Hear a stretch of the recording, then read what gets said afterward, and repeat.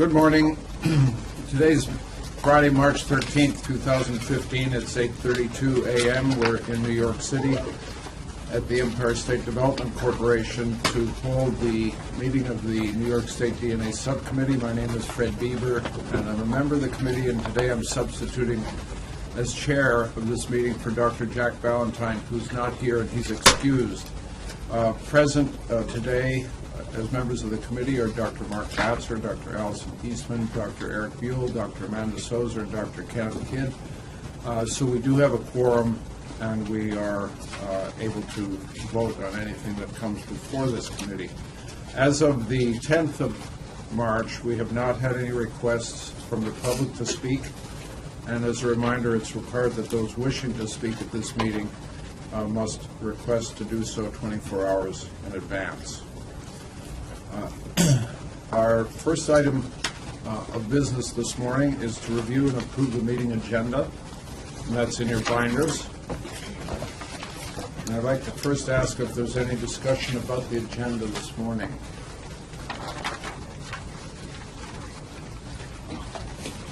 Hearing none, I need to ask for a motion and a second to approve this agenda. I'll move to approve. I'll second it. Okay, all those in favor of approving the minutes, say aye. Aye. All opposed? Motion is carried. Our next item is to review and approve the draft minutes from the November 7th, 2014 meeting. Could you please find those minutes in your binder?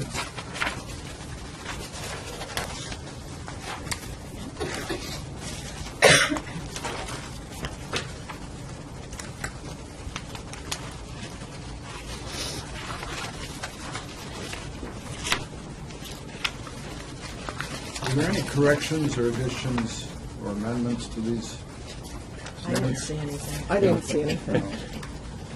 Okay, I need a motion then to approve these minutes and a second. I second. Okay, the motion is moved and seconded. Do I hear a vote? All those in favor of approving the minutes, say aye. Aye. All opposed? Thank you.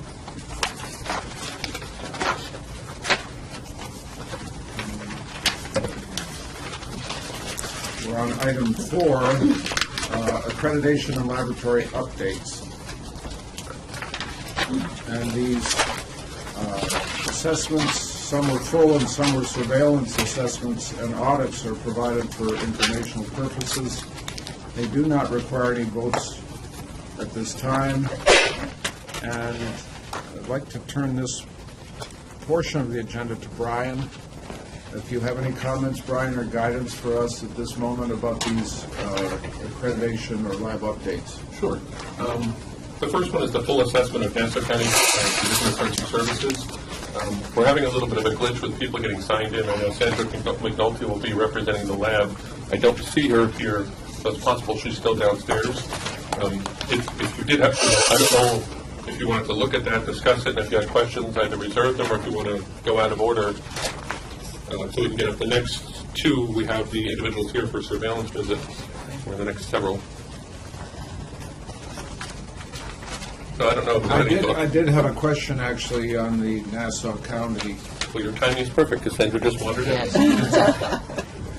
So this is Sandra McNulty. She's representing the lab, and she'll approach the bench in a moment.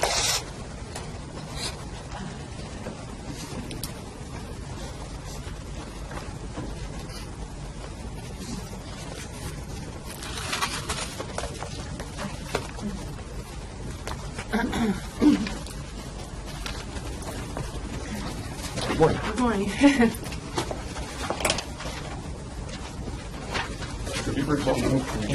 I think, good morning. Good morning. I just had a brief question.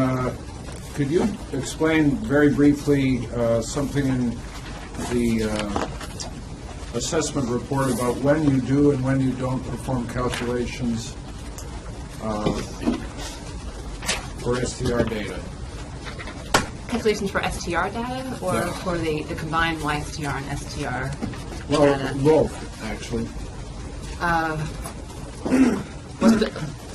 It's noted in here that you have a source attribution threshold, and when it's reached, You don't make a calculation?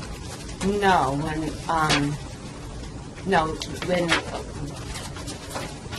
we do both phase 1 and phase 2 reports. So for phase 1 reports, where there's nothing to attribute, where we don't have a comparison sample or an exemplar to compare to, we don't issue a statistic. When we do a phase 2 report, we're obviously doing a stat in order to get that to that source attribution threshold.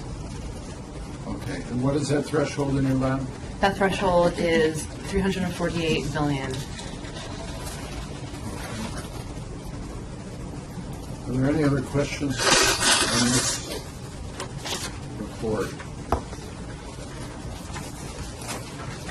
You had a corrective action with regard to retaining records. Do you want to make a comment about that? Sure.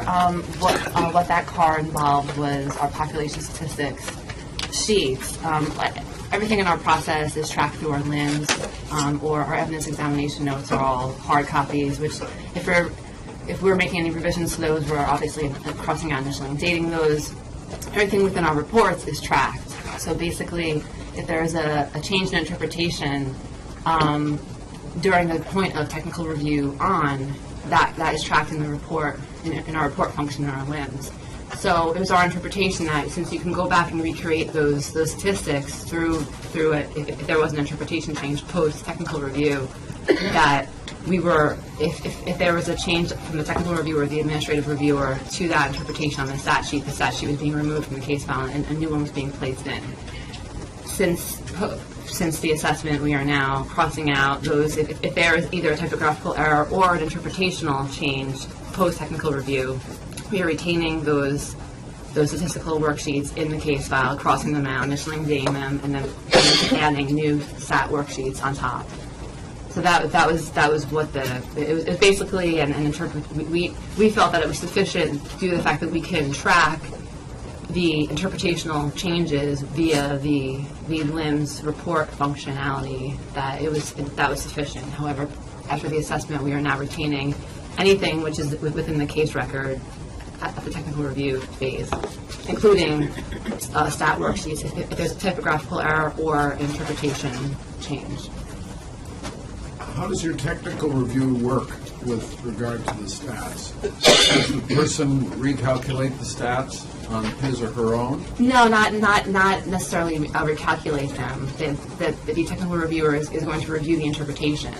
So if there was an interpretational change during the technical review, where the technical reviewer went back to the analyst and there was a discussion regarding an interpretation at a particular locus, and the final deduction of that locus had changed at the technical review phase, where the tech reviewer and the analyst agreed on potentially being more conservative or reducing a locus, that would be where that difference in the statistical calculation would be effective, where you'd have to produce new statistical worksheets in order to reflect that change in interpretation. So the technical reviewer does not check the stat calculation? They do. They do check them, but they're not re-inputting the alleles into the worksheet. They're checking to make sure that the alleles are in that worksheet correctly and that the calculation is correct, but they're not actually going into, we use DNA View in our lab. They're not actually going into DNA View and generating new worksheets. They're just checking that the worksheets are, and verifying that the worksheets are done correctly.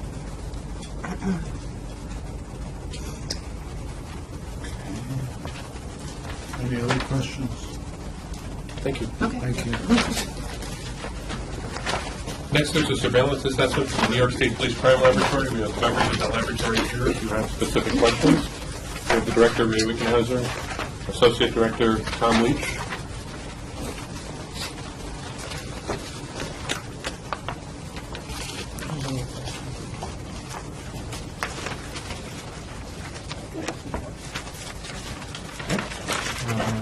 Next is the New York City Office of Chief Medical Examiner, Department of Forensic Biology, and we have the Director, Ken Cooper-Schmidt, and Quality Assurance Manager, Meredith Rosenberg, here if there's any questions.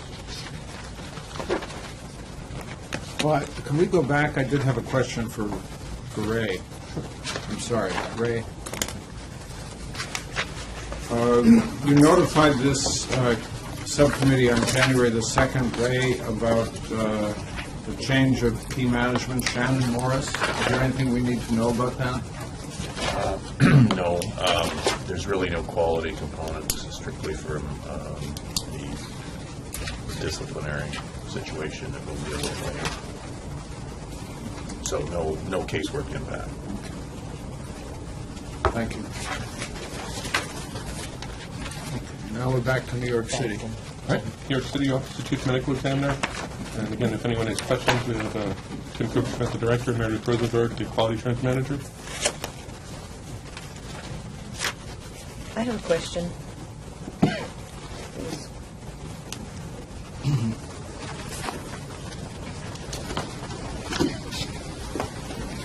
It's actually under the comments, kind of a recommendations or something. The records demonstrating what was done by auditors who do not have records demonstrating training and qualification as auditors. This is for the surveillance visit or the audit? This is in your surveillance visit, and it looks like it's a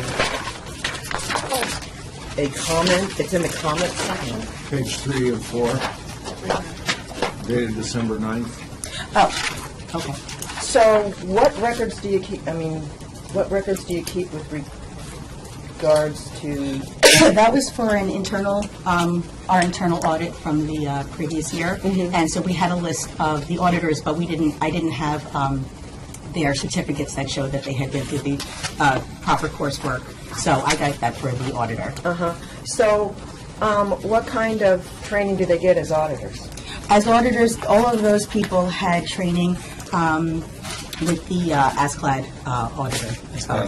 Yes. Okay, that week-long training? No, Yeah. there's an internal class that's a few days shorter. 3 right? 3 days. 3 Okay. days. And then the full day is to do outside assessments. The full week is to do outside Okay. assessments. All right.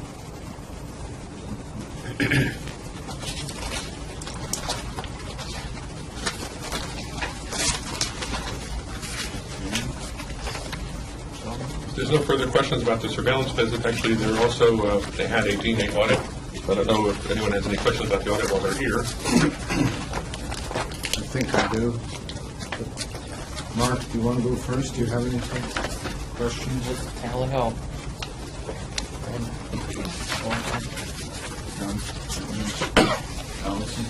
I'm trying to figure out what it was.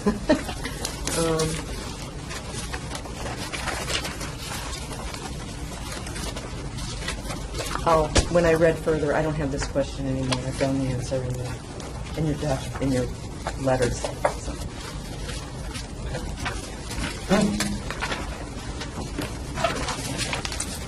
So where the, in Appendix A, there's no responses for those somewhere else?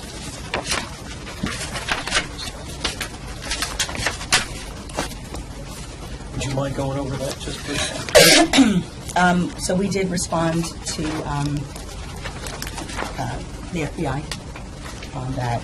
And the two findings that we got were actually related to each other, and that the auditors didn't feel that we were representing the testing of an elimination sample in our report. Right.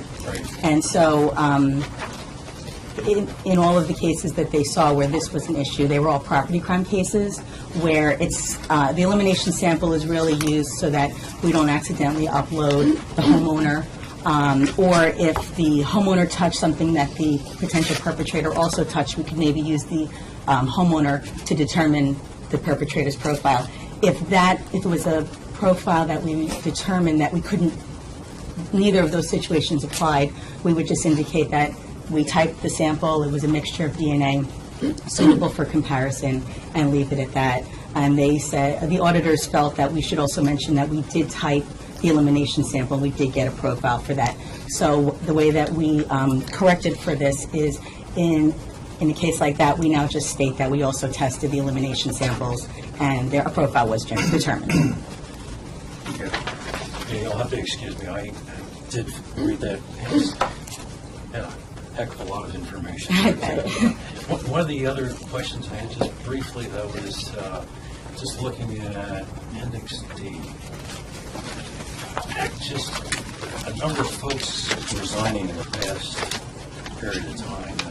And just wondering if there's issue, or how that's... That's actually been fairly steady. We've got about a 10% attrition rate. Okay. So it's a lot of people because we have a lot of people. Yeah, So we're, okay. we're seeing like 12 to 15 people leave a year, so we have to replace that many. I've asked around my colleagues, and I think the national average, anecdotally, is in the 5 to 10%. Yeah. Rural. And that's what you got looking at this. And that's the reason. About I mean, 10%. that's exactly about 10. Tim, do you do exit interviews? I with do, people? absolutely. So they're leaving for a number of reasons. The most common is either for commute reasons, because some people commute 2 hours into the city and back. Money reasons, they find a job in Connecticut that pays more for the same job, or even lesser duties, unfortunately. Family reasons is a big one, of course. Sometimes we, encourage people to find a new job, that sort of thing. So there's a whole host of reasons. Are your employees part of a negotiating unit? Yes, they're part of a union, yes.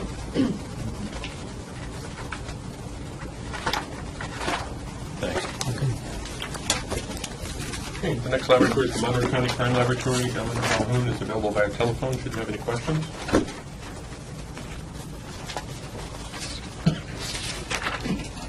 I have just a quick question, or maybe you know what this is about. The stuff that's crossed out. That's what they changed before, and the new versions are right before it, but they included the front crossed out, so you should have both of them. They just wanted to show what was altered. I don't have. Wait a minute. Here's this. Photo up? Yeah. Okay. I mean, when I was looking at it, I figured out what it was about, and I thought it was like an over-enthusiastic internal auditor that was documenting something that was closed and taken care of. But, okay, I found it. Any questions if you want to interface with the telephone connection? Okay. Next, we have the Onondaga County Center for Forensic Science. We have Dr. Kathy Corrado here. Should there be any questions?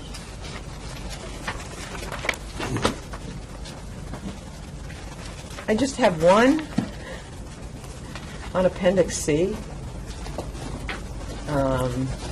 Actually, hold on one second. If you don't mind, just approaching the table.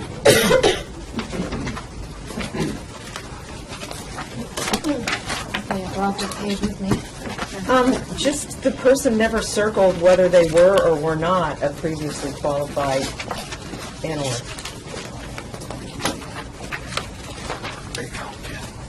See that now? Right. I'm assuming they were, but I mean, think we I- need to know. I did speak with him, and he said he was. I mean, I knew what his background was, but if you'd like, I can contact him and get that information. I mean, he's audited. He apparently has audited many labs. He came from FQS. This is an FQS office. But if you'd like me to Well, find I think that for the out. record, it should be, the right one should be circled, just for, I don't know, perpetuity or whatever. Yeah, completeness and. Yeah, I mean, thoroughness you know what, I do have, I believe he provided us with his training course documentation, but I don't know that I had any document that said that. I can check back and report back at the next meeting if you like. Well, could you circle back to Brian? Yeah, I think what might be better is if it's possible to just find that out, check the appropriate box, and if that one document in its standing just goes to us, we'll amend the record and we'll distribute it to the DNA subcommittee members. That would be, So that way there's no reason to circle back on it. I think this is a pro forma thing to make sure the Yeah. box is checked. Obviously, if it's not, then we'll address it, but, or you will address it, I should say. But I tend to think that this will just be a box that was omitted by us. yeah, I agree. I mean, he definitely had a lot of qualifications behind him. Okay, we'll do that. Okay, thank you. Next is the Westchester County Department of Labs and Research Division of Forensic Sciences. We have Bob Adamo as the lab director and Elaine Schwartz available via telephone should you have any questions or concerns. I just have one small comment, I think, unless I'm looking at this wrong. looking at Appendix A, the finding says it's 9.2.3. Are they on the phone? And Not yet. Do you want them on the phone, or is it discussion, or? Yeah, I mean, I could just say it's, I think the finding is 9.2.2, it's not 9.2.3. Well, and we really don't know what the response was. Lab quality issue 34A, did we get that? I think it's, I thought I saw it. QIRF number 35A addresses the reagent issue. Do we have additional, do you know? I didn't see didn't see it. anything I that goes with it.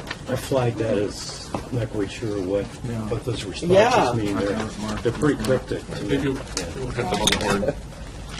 We're on page 92 of 98. Right. Right.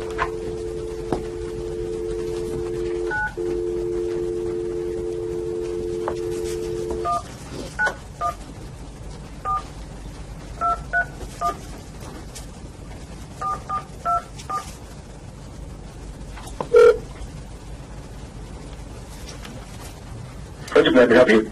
Bob Adamo? Yeah, hi, it's Bob. This is Kathy Levine at the DNA Subcommittee. Yeah, sure. I'm going to put you on speakerphone. Hold We on. have you on speakerphone. Good morning. Elaine Schwartz and Bob Adamo on the phone. Yeah, hi.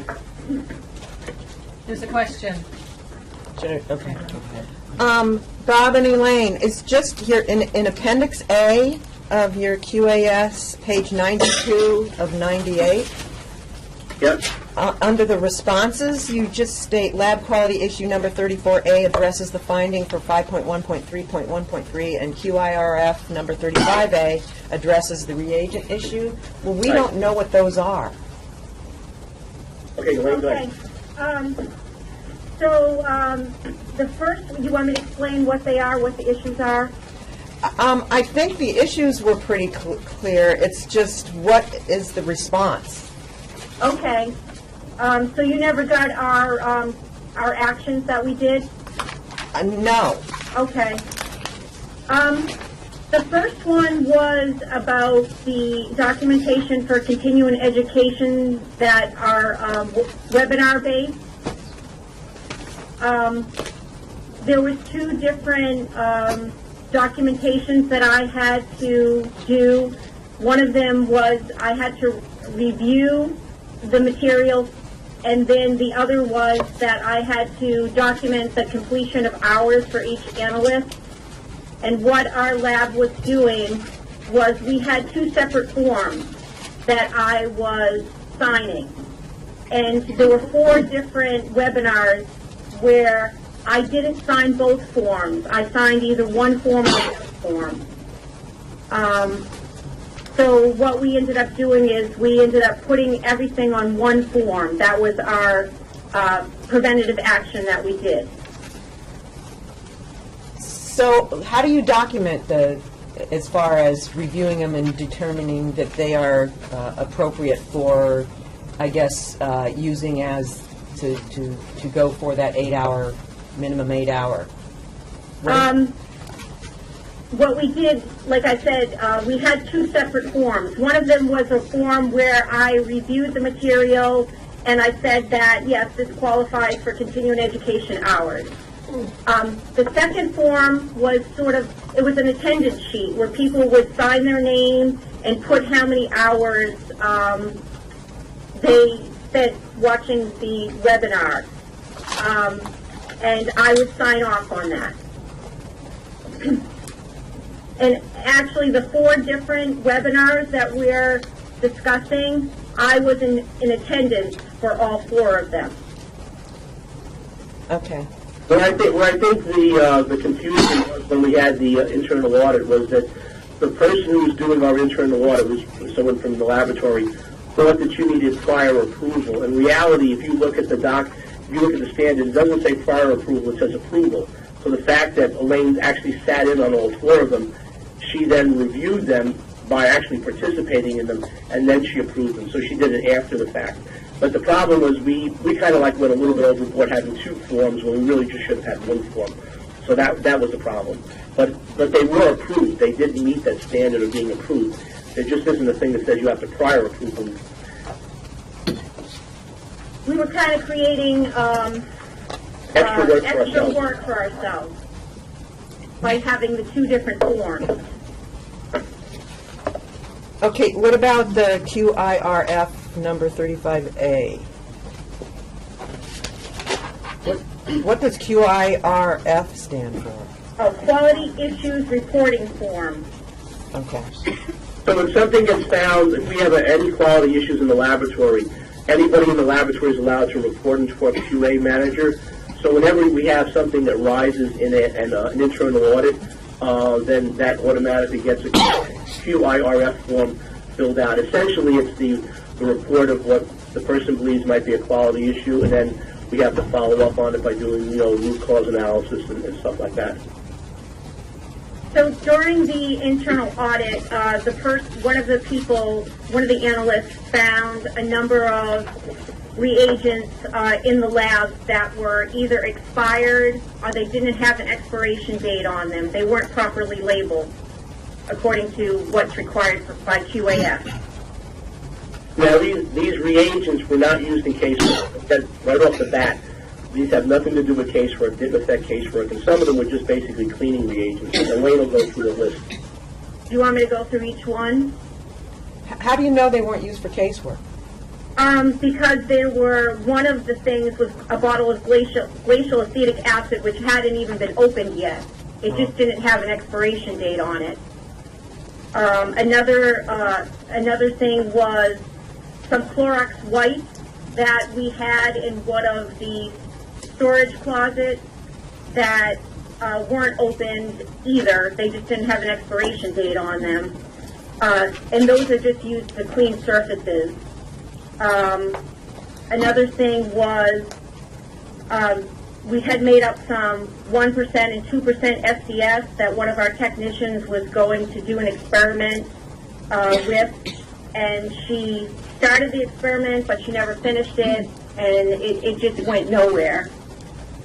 Some of the other things were we had some training by our Life Technologies representative for the Quant Trio kit, and she came in and did some spectral calibrations on our 7500, just so she could train us how to use the Quant Trio kit.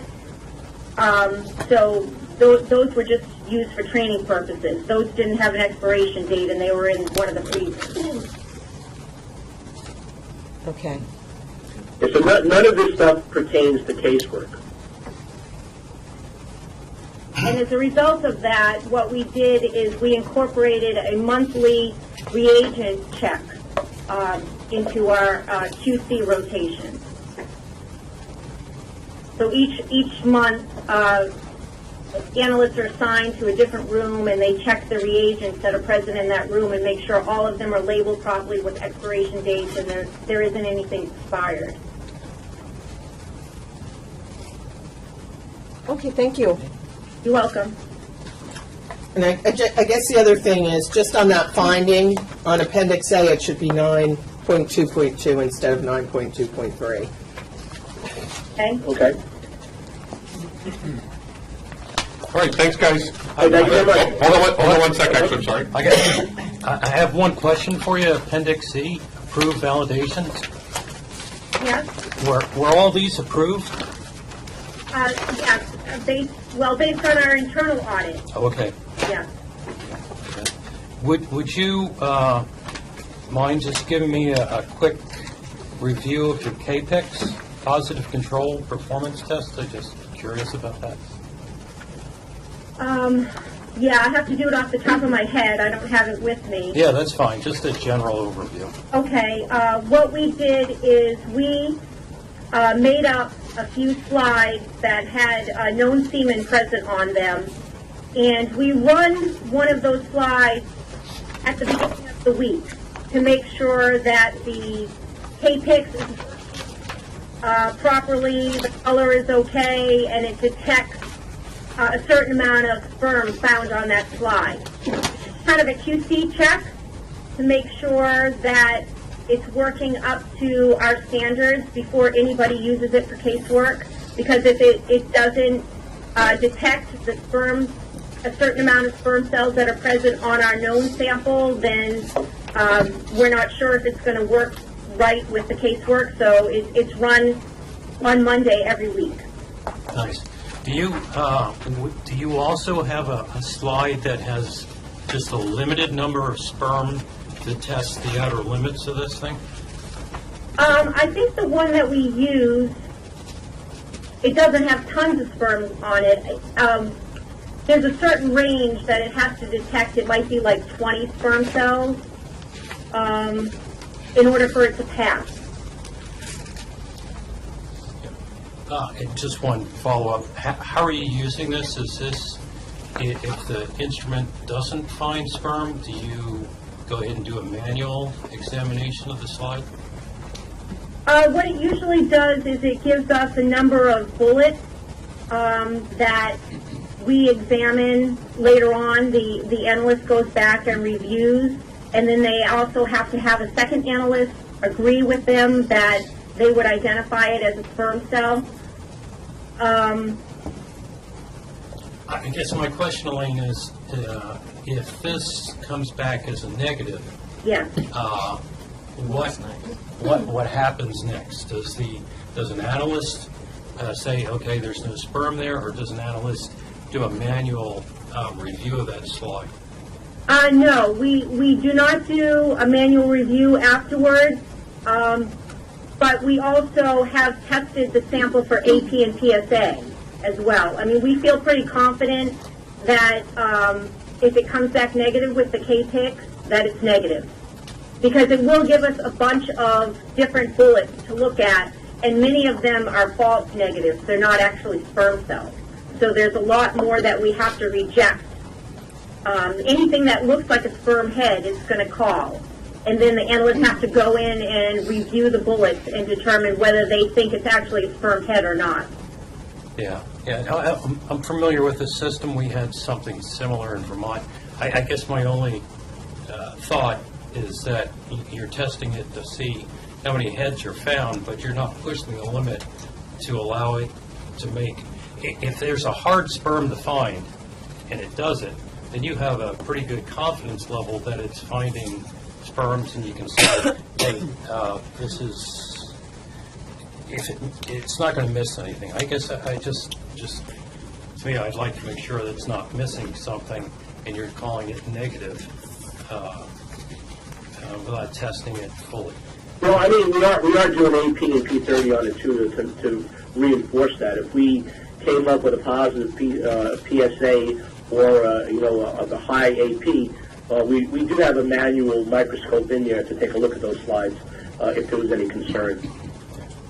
Yeah, I don't want to debate the issue with you, but from experience, we've had samples with both negative AP and P30 and positive sperm. So it's just an issue. Yep. Right. And what may be of value is instead of trying to count how many sperm are on a slide, have a number of slides that have limited sperm, such you have a high degree of confidence that it could find sperm in a matrix. Right. It's difficult.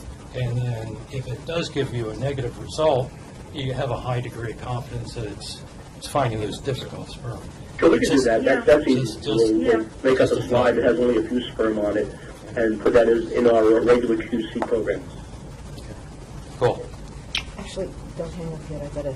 Okay. One more. Yeah. One more. Actually, it's just a comment, and that is, this is an internal audit.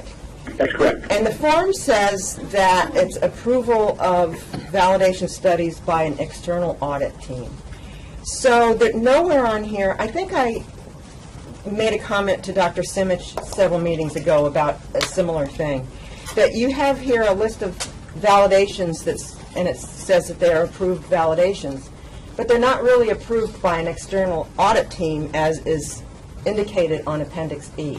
So should we not fill that out when we do an internal audit? Either don't fill it out, or clearly indicate that this was an internal audit and does not count towards that external, Okay. review. And the same as with Appendix D, going through and looking at people's training and credentials and academic credentials, also indicating somehow, somewhere, that this was from an internal review, Okay. and it does not count towards the external review. Okay, no problem, we can do that.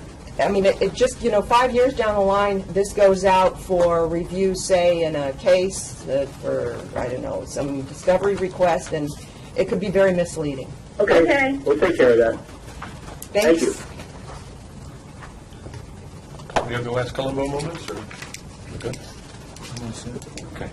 Thank you, guys. Thank you, have a good day. Next, we have the Erie County Department of Central Police Services. Dr. Simmons from the lab is here if you have any questions on the DNA audit.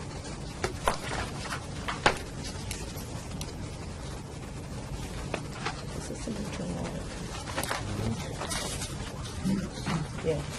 Page 92, the findings are left blank. That's Yeah. because there are none?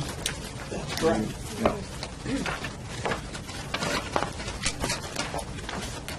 I think I'd write none. If it Yeah. leaves something blank. Exactly. Or this Yeah. space intentionally left blank. Yes.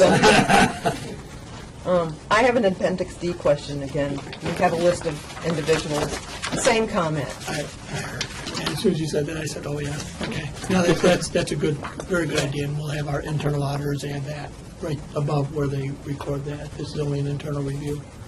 Thanks. That's it for me. Other thoughts or questions for Dr. Simmons? No. Okay, I'm going to turn the reins back over to you, Dr. Beaver. Okay, we're on agenda item 5, which brings us to old business. And there were a couple of separate binders that we received that you should have looked at. And Dr. John Simich and Thomas Grill are here. Is that right? Is Thomas here? Dr. Buckleton also. Right, and I think you have a couple of PowerPoints that you might want to show us at some point. Yes. Before that happens, I'd like to ask members of the subcommittee if we have any questions for Erie County. I have one, and it's on the single page we received in the main binder, John. Item 13, report wording, and it's, if you all refer to this, it's in red. And when reporting the likelihood ratio, the following qualitative interpretations are to be used, and it's a long list derived from the Institute of Environmental Science and Research Limited, ESR, User's Manual. I'm wondering if you've seen this in action in court yet, in your experience, and do you have any thoughts on how American juries would react to the qualitative interpretations? Well, we don't do likelihood ratios at this point, so we do not use those qualitative statements. Actually, I know New York City does, so they have very similar qualitative statements in their manual for their likelihood ratio reporting, so they might be able to comment on that, but I'm not really anticipating a problem. I think we'll be able to explain it in court and the significance of it, and I think those qualifying wordings, I think it adds a more clear explanation of what that likelihood ratio really means, the level that we get. Well, using so many categories, what's confusing to me, and I'm trying to understand this, is that there are so many categories. If you go from an LR of 100 to one that's 105, which is within a confidence interval, you're going from moderate support to strong support. What does that mean to you as a scientist? And if you were a member, either in a criminal case where the burden on the government is to prove something or everything beyond a reasonable doubt, or in civil matters, more likely than not, the preponderance of the evidence.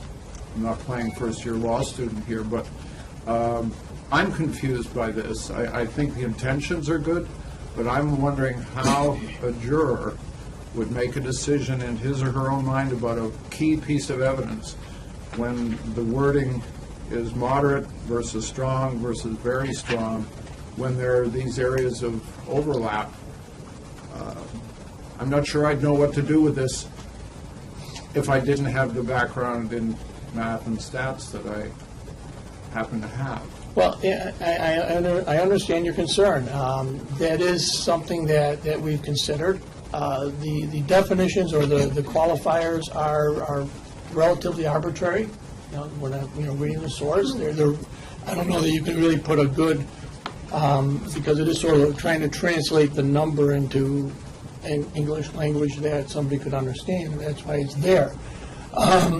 So what do we do with the difference between 100 and 105? And that's probably going to happen because we do report out low probabilities. I think the analyst is going to have to explain on the stand that the likelihood is, 1 in 105, and it's moderately. There's enough literature by psychologists and those who studied jury decisions, and there's some great legal review articles, and one by Larry Tribe at Harvard from long ago called Trial by Mathematics. And digesting all that, I'm puzzled and a bit curious and a little bit concerned about so many categories being used, and Professor Buckleton is here, maybe. Can I ask a question first? This is report wording. Is this on a report, or is this when they go to court to testify? That would be on the report. So it would be on a report that would just go to someone with no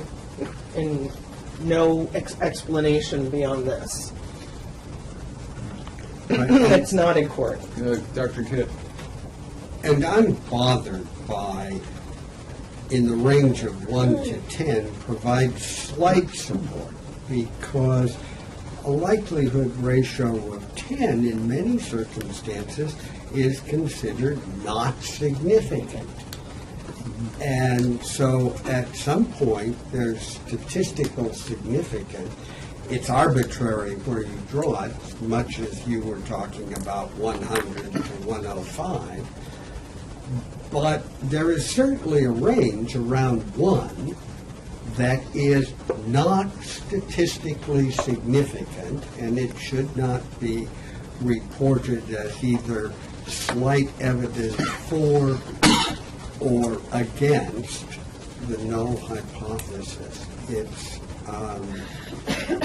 I'm just unhappy with this. Well, our policy has always been to report the number. I know not all labs do that. Whether it's 1 in 5 or 1 in several quadrillion. And then we will explain it in court. And we plan on doing the same thing with likelihood ratio. And what our philosophy is in Buffalo is we don't want to be the ones to make that decision as to the weight of the evidence. And that's really where this goes. We will explain in court the weight of the evidence. And I can guarantee you the defense is certainly going to harp on a 1 in 2 probability, which they always do, which is what's their job. But the value of this software is that it eliminates some of that subjectiveness. And actually, I think it eliminates a lot of the subjectiveness by going to this. And it allows us then to report these numbers and not decide, well, it's a cutoff. We're not going to report less than 100. We're not going to report less than 1,000. Labs have that option of doing that. Well, what do you do? How do you tell a prosecutor what the value of that evidence is? Well, it's 1 in 50. But it's 1 in 100, so we're not going to say he's included or cannot be excluded, whatever the wording is. I think we experience that now with our CPI. And on the one table in our chart that we did, including the presentation, where we have all those inconclusives, which StarMix is going to eliminate those. That is just very confusing at the prosecutorial level when we say it's inconclusive because we can't do a stat because of the CPI rules. So this is, utilizing the software is going to, eliminate that and offer more information. And the defense likewise is confused on and inconclusive. It's not helping them either in the long run. So either we'll be able to give it's less than 1, so it's favoring HD, or it's greater than 1, and this is the number, and this is the likelihood of this person contributing to the mixture.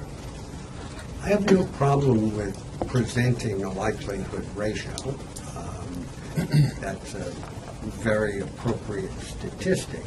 I have a problem with when one can be quite confident that it is not significantly different in the ordinary sense of that meaning.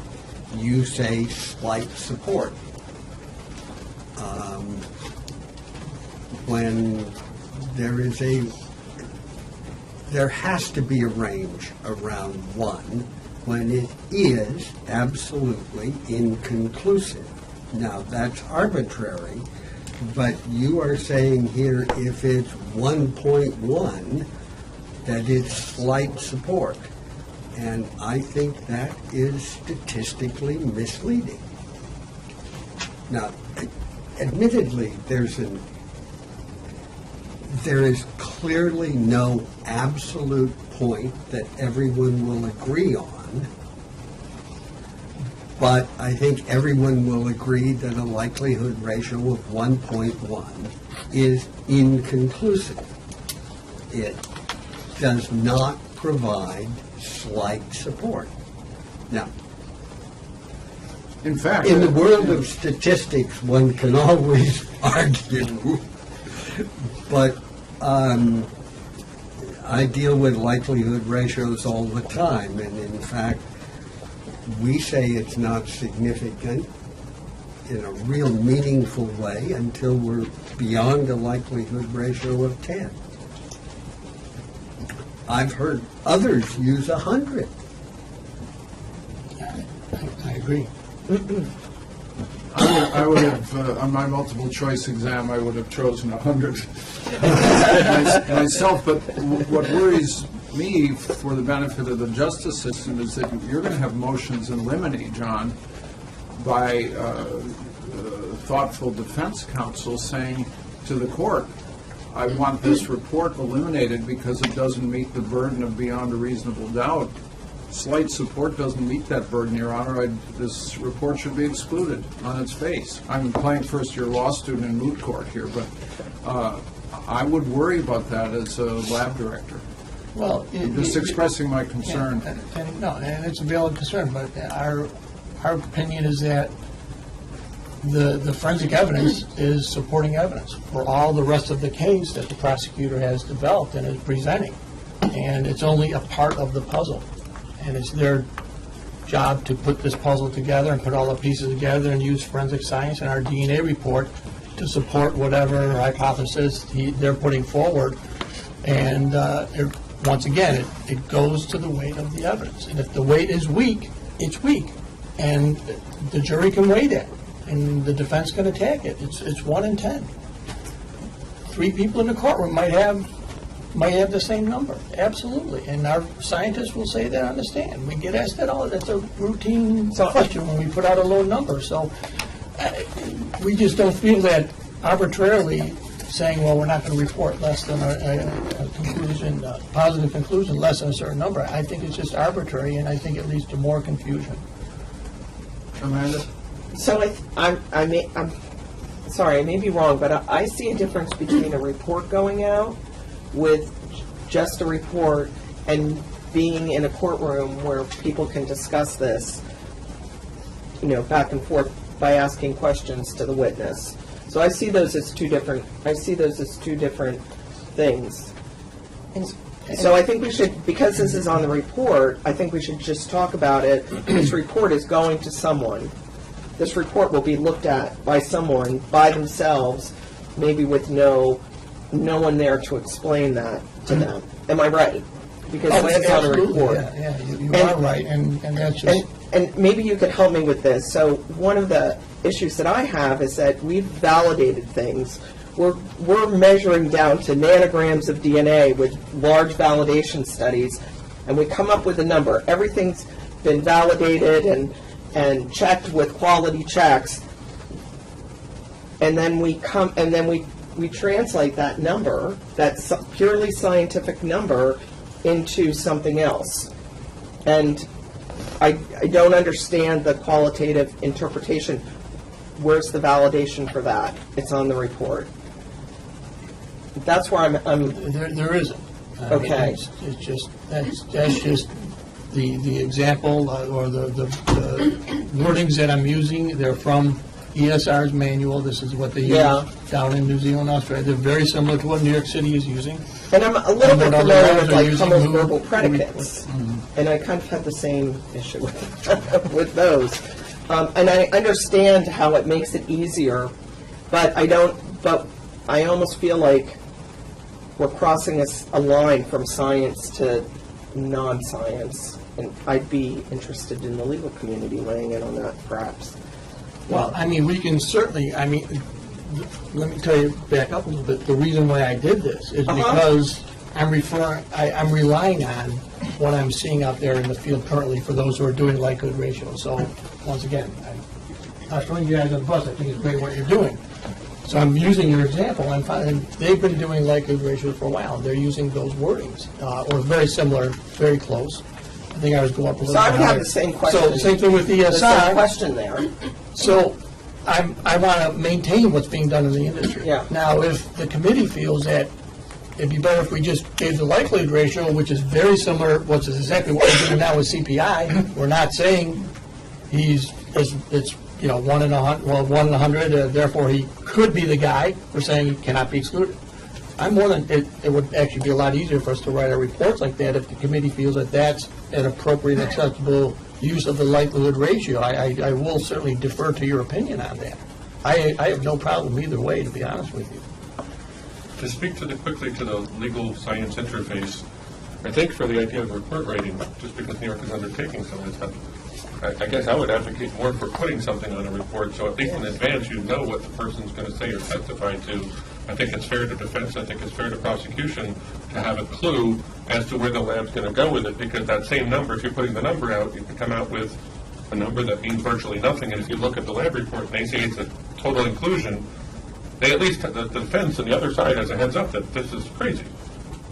That shouldn't be, but that's just, and again, I'm not a subcommittee member, but I just wanted to weigh in because it's a report writing issue, that I would favor more transparency, where if they're going to make a statement, that statement should appear in the report as well, not speaking to the substance of what statement they make. Yeah, so I just feel like it's going beyond the science. Where's the validation for the qualitative interpretation of this? I'd like to hear from other members of the subcommittee, and then I'd like to ask Dr. Buckleton for a comment. Eric, do you have anything you'd like to say about this? I guess I'm leaning towards providing some additional information on the report. Beyond the number. But beyond the number, but I'm hearing what Mandy says about how are we justifying this with this, and where did that body of evidence come from that allowed us to do this? I mean, if you're in a small town of Barry, Vermont, some of these numbers could change because you've got a smaller population, perhaps, and say, hey, or in the city of New York, you could say, hey, you want a much larger population base to say something similar, So it's just trying to figure out how do we justify this. Yeah. I mean, I see all the points. Yeah. I see Brian's point on that. My concern is because you made a statement that it would be cleared up or explained in court. I think it all should be in the report, what's going to be said in court, so you don't run into one of those problems where your analyst starts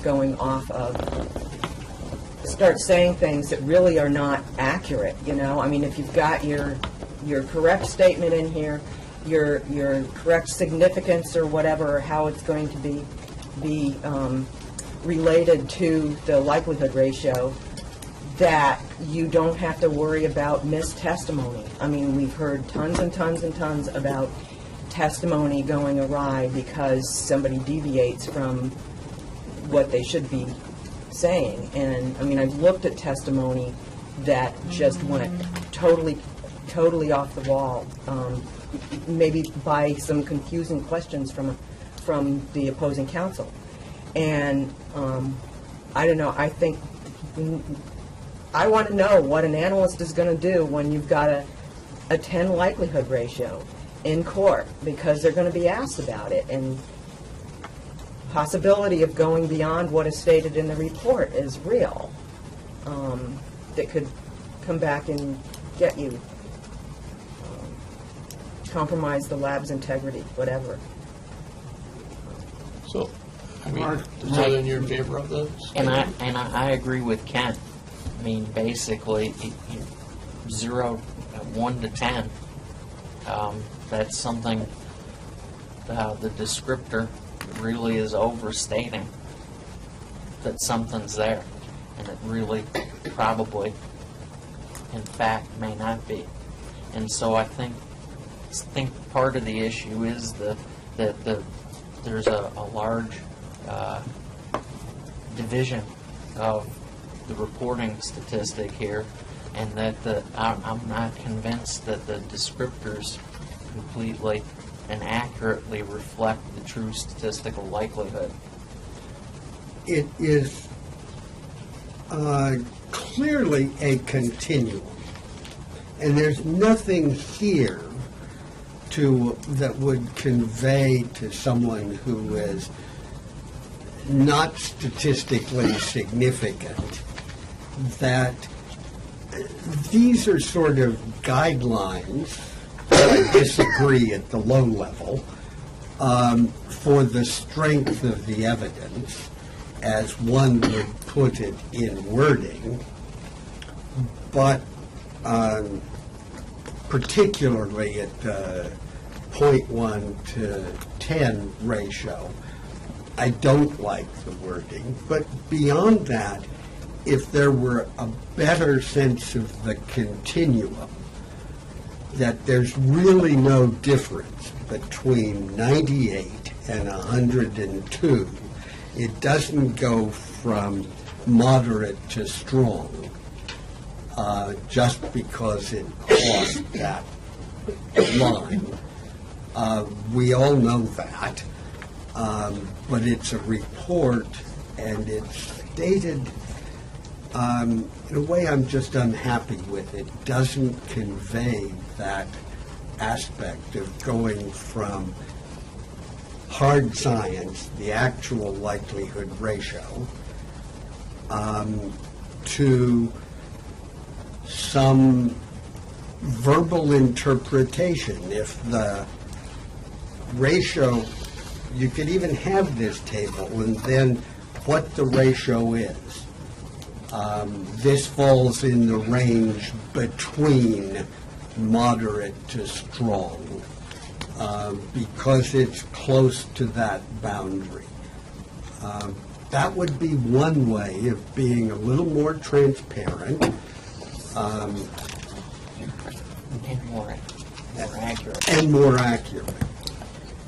I mean, I actually, I was trying to think of how we could do it, because I knew we were leaving, but Well, just bring the validation studies in. If you bring the validation studies in, and then we can look at them, because it's on a report. We have a couple minutes. Professor Buckleton, do you want to say a few words about how you implemented this in your homeland and how it's worked in court? Sure. My homeland's Maryland now. I'm one of the fathers of the verbal scale, it's called, the VNF, in 1987. And it's been a very mixed experience. Everything you've said, I've heard before. And it's all true. We also get the counterpoise that if you don't explain a likelihood ratio, someone then says, what do these numbers mean? And I've had an awful lot of that. I've got to say, it's thoroughly mixed. So I have no argument with you suggesting it should go, or equally suggesting it should be amended, in which case we've got yet another variant of the verbal scale on the market. This actually isn't the New Zealand one. It's the Australasian one, and it aligns with the European one.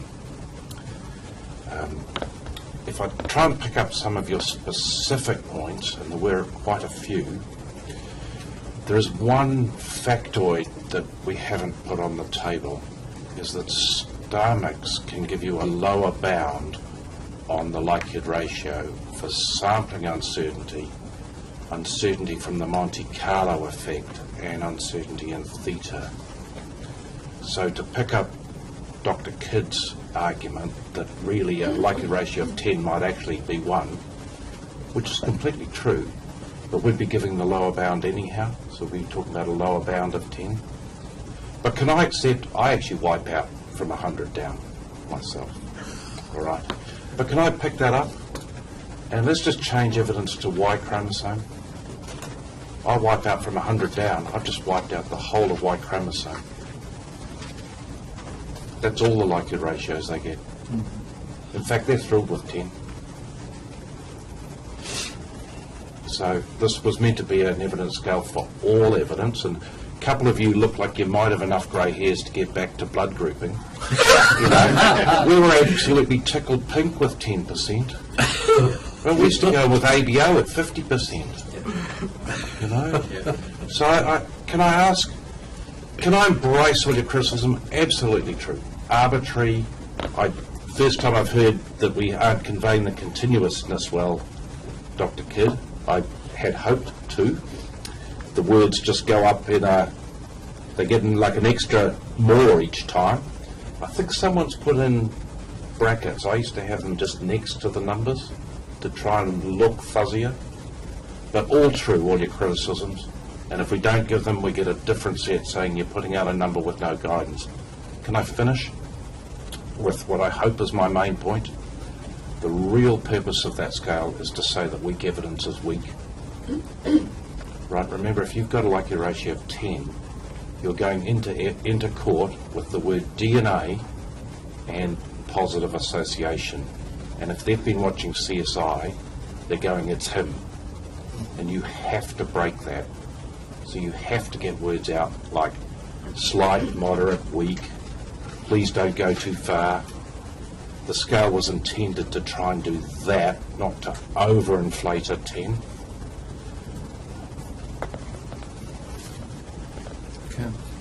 Just an anecdotal comment.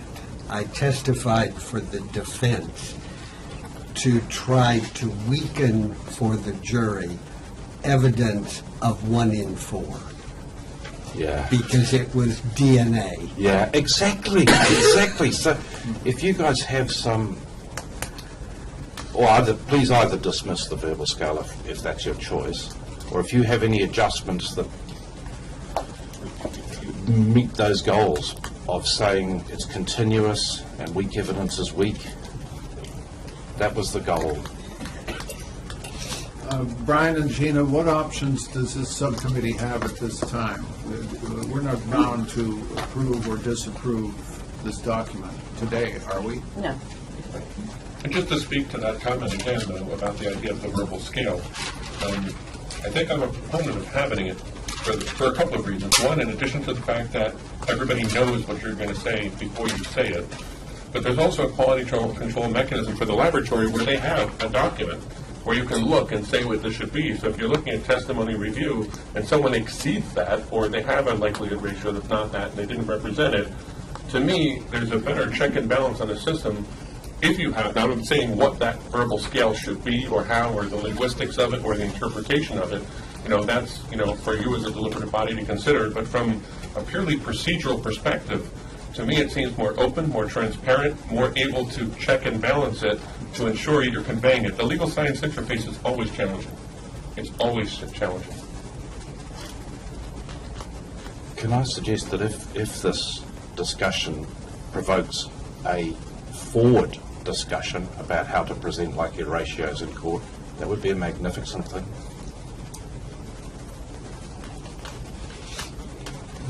Question from the back. Yes, Steve Hogan from State Police. Obviously, these questions, I think, are critical. Everyone's asking the right questions in the right context, but we're not the only people in the room that are asking these questions. As many of you know, SWGDAM has an ad hoc subcommittee on probabilistic genotyping. They're about to release their validation criteria, and in November they're shooting towards report writing. People are known to those of you in the scientific community, and I guess my common sense solution to this very real problem is to reach out to your colleagues. Also, in November there's a meeting of the International Society of Forensic Genetics that I think is going to be chaired by Mike Kobel in Poland, and people around the world are wrestling with this exact issue that Dr. Buckleton just placed so well. We don't want CSA watching consumers of DNA evidence to draw the wrong conclusion. I think there's unanimity in this room about that. And I think talking to more people, bouncing more ideas off can't hurt. If I might make a comment Right, as well, go ahead. and again, we're You in the announce same- yourself. Pardon me? Come approach and announce yourself. My name is Ray Wickenheiser. I'm the director of New York State Police Crime Lab System. And I'm going to sort of echo some of what Brian said. And really, part of what we're looking at from our crime lab is consistency. And by having, there should be no surprises for either side when our information goes to court. So the fact that we can ensure that all of our folks will interpret it the same, they will use the same verbiage because we know they will get questions in court, and this is in addition to the number. The number's going to be there, but just the idea that we know that from a very junior analyst to more seasoned analyst, they're going to use the same framing. And I think, again, Dr. Buckman put it extremely well. The whole point for us is to ensure the weight of the evidence is appropriate, that there's no misinterpretation. By giving that additional verbiage, we just feel that people now have one additional measure in addition to the number to ensure that the weight is given the right amount, that if it's light, and no one can miss that. So that would be, again, my 2 cents. Thank you. One more comment from Mr. Scheck. Gary, would you approach? Is that a formal? Yeah, this is a very good discussion, and I think it's hitting all the right issues. As Fred knows, the National Commission on Forensic Science is beginning to address these issues of how you put out a report. The point that Dr. Eastman made before, I think, is very important, and that is we know from the hair, right? Just go back to microscopic hair examination, where nobody's suggesting that you can't say that there were microscopic similarities in hair, and there was general agreement that, you know, there's an association, but you couldn't say very much about the probative weight of that association. The pool of people was unknown. But what happened is people would go into court and they would start saying, well, I've done X number of cases, 30,000 cases, and I've only seen, you know, this kind of match once. And then all of a sudden they're importing probabilities into something that you shouldn't have been doing. So this is a very, very difficult idea. Now, the one other group that I think you want to bring into this discussion are the cognitive scientists.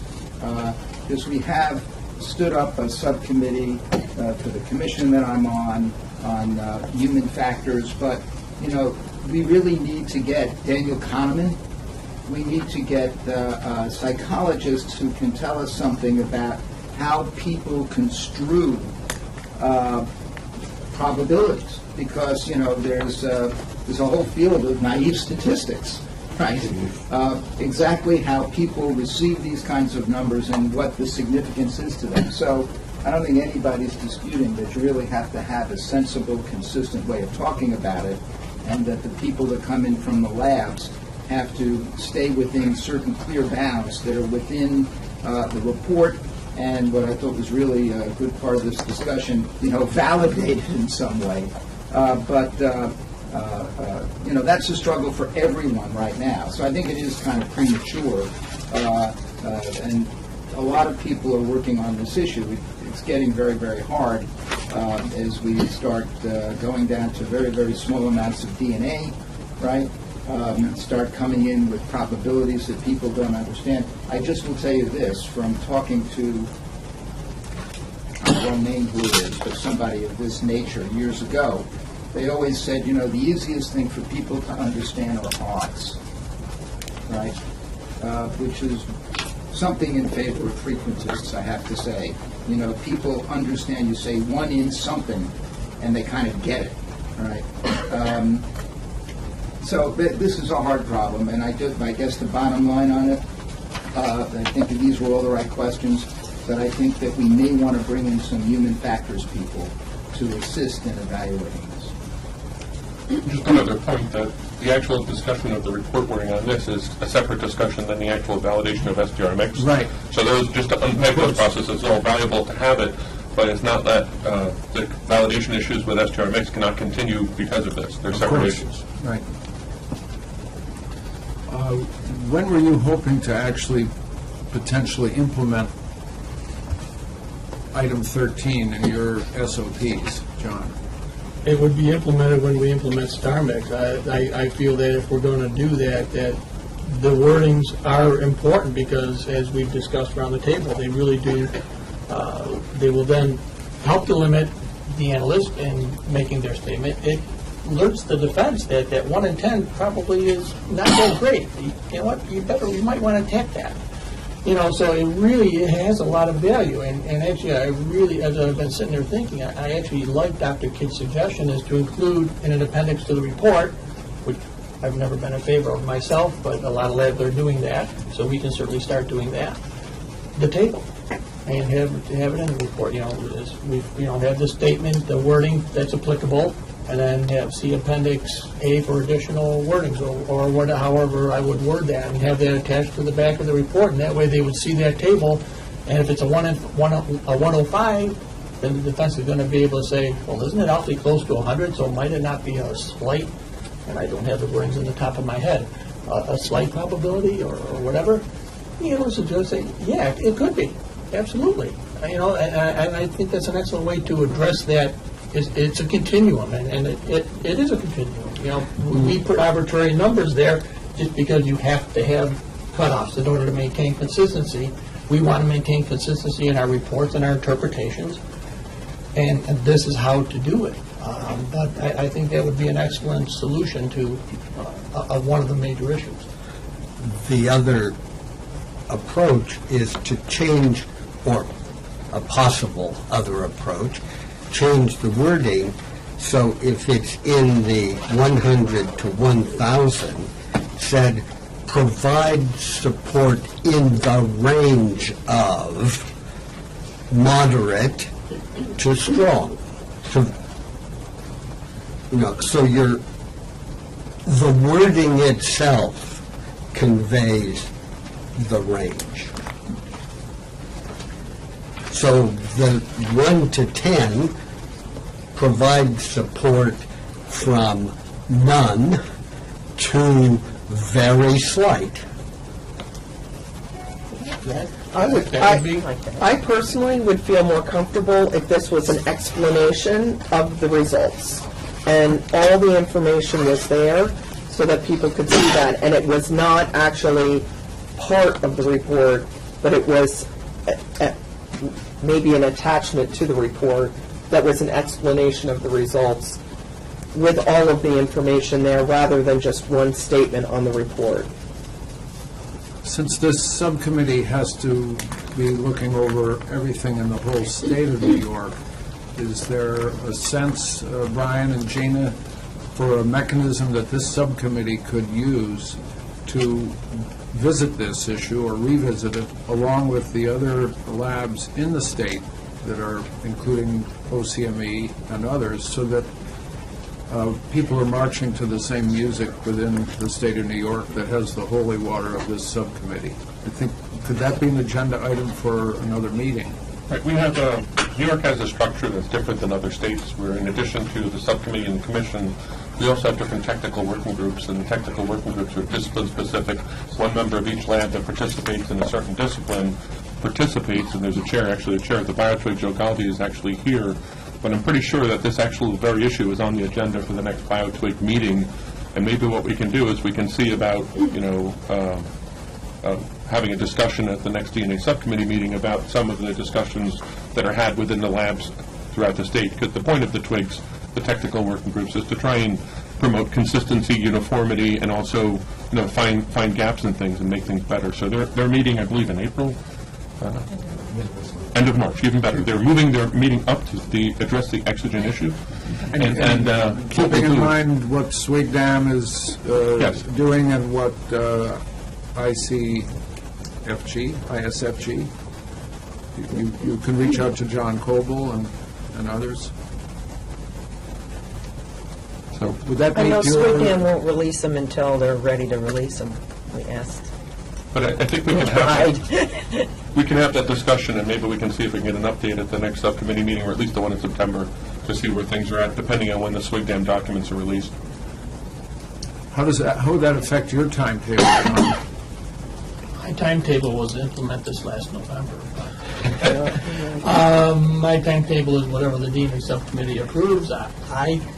I think after you see our validation and Dr. Buckleton's presentation today, I'm hoping that you will agree that this is good science and that it's worthy of implementation. That remains to be seen, and then we will be able to institute it once the commission signs off on it and approves that in April. But I think it's that valuable, and that's why I'm not rushing because I want to rush. I'm rushing because I think it's valuable and it will significantly improve our reporting and be better for both sides of the court system. Okay, I'm going to ask us to hold any further discussion of your report writing until we hear your presentations that you're ready to give. Is that suitable with the members of the subcommittee? Yes. Yeah. So how do we proceed, Brian? I have to move, I think. Which one? Probably just start with Dr. Buckleton, because he did the developmental, and always goes before. Which one is that? That one?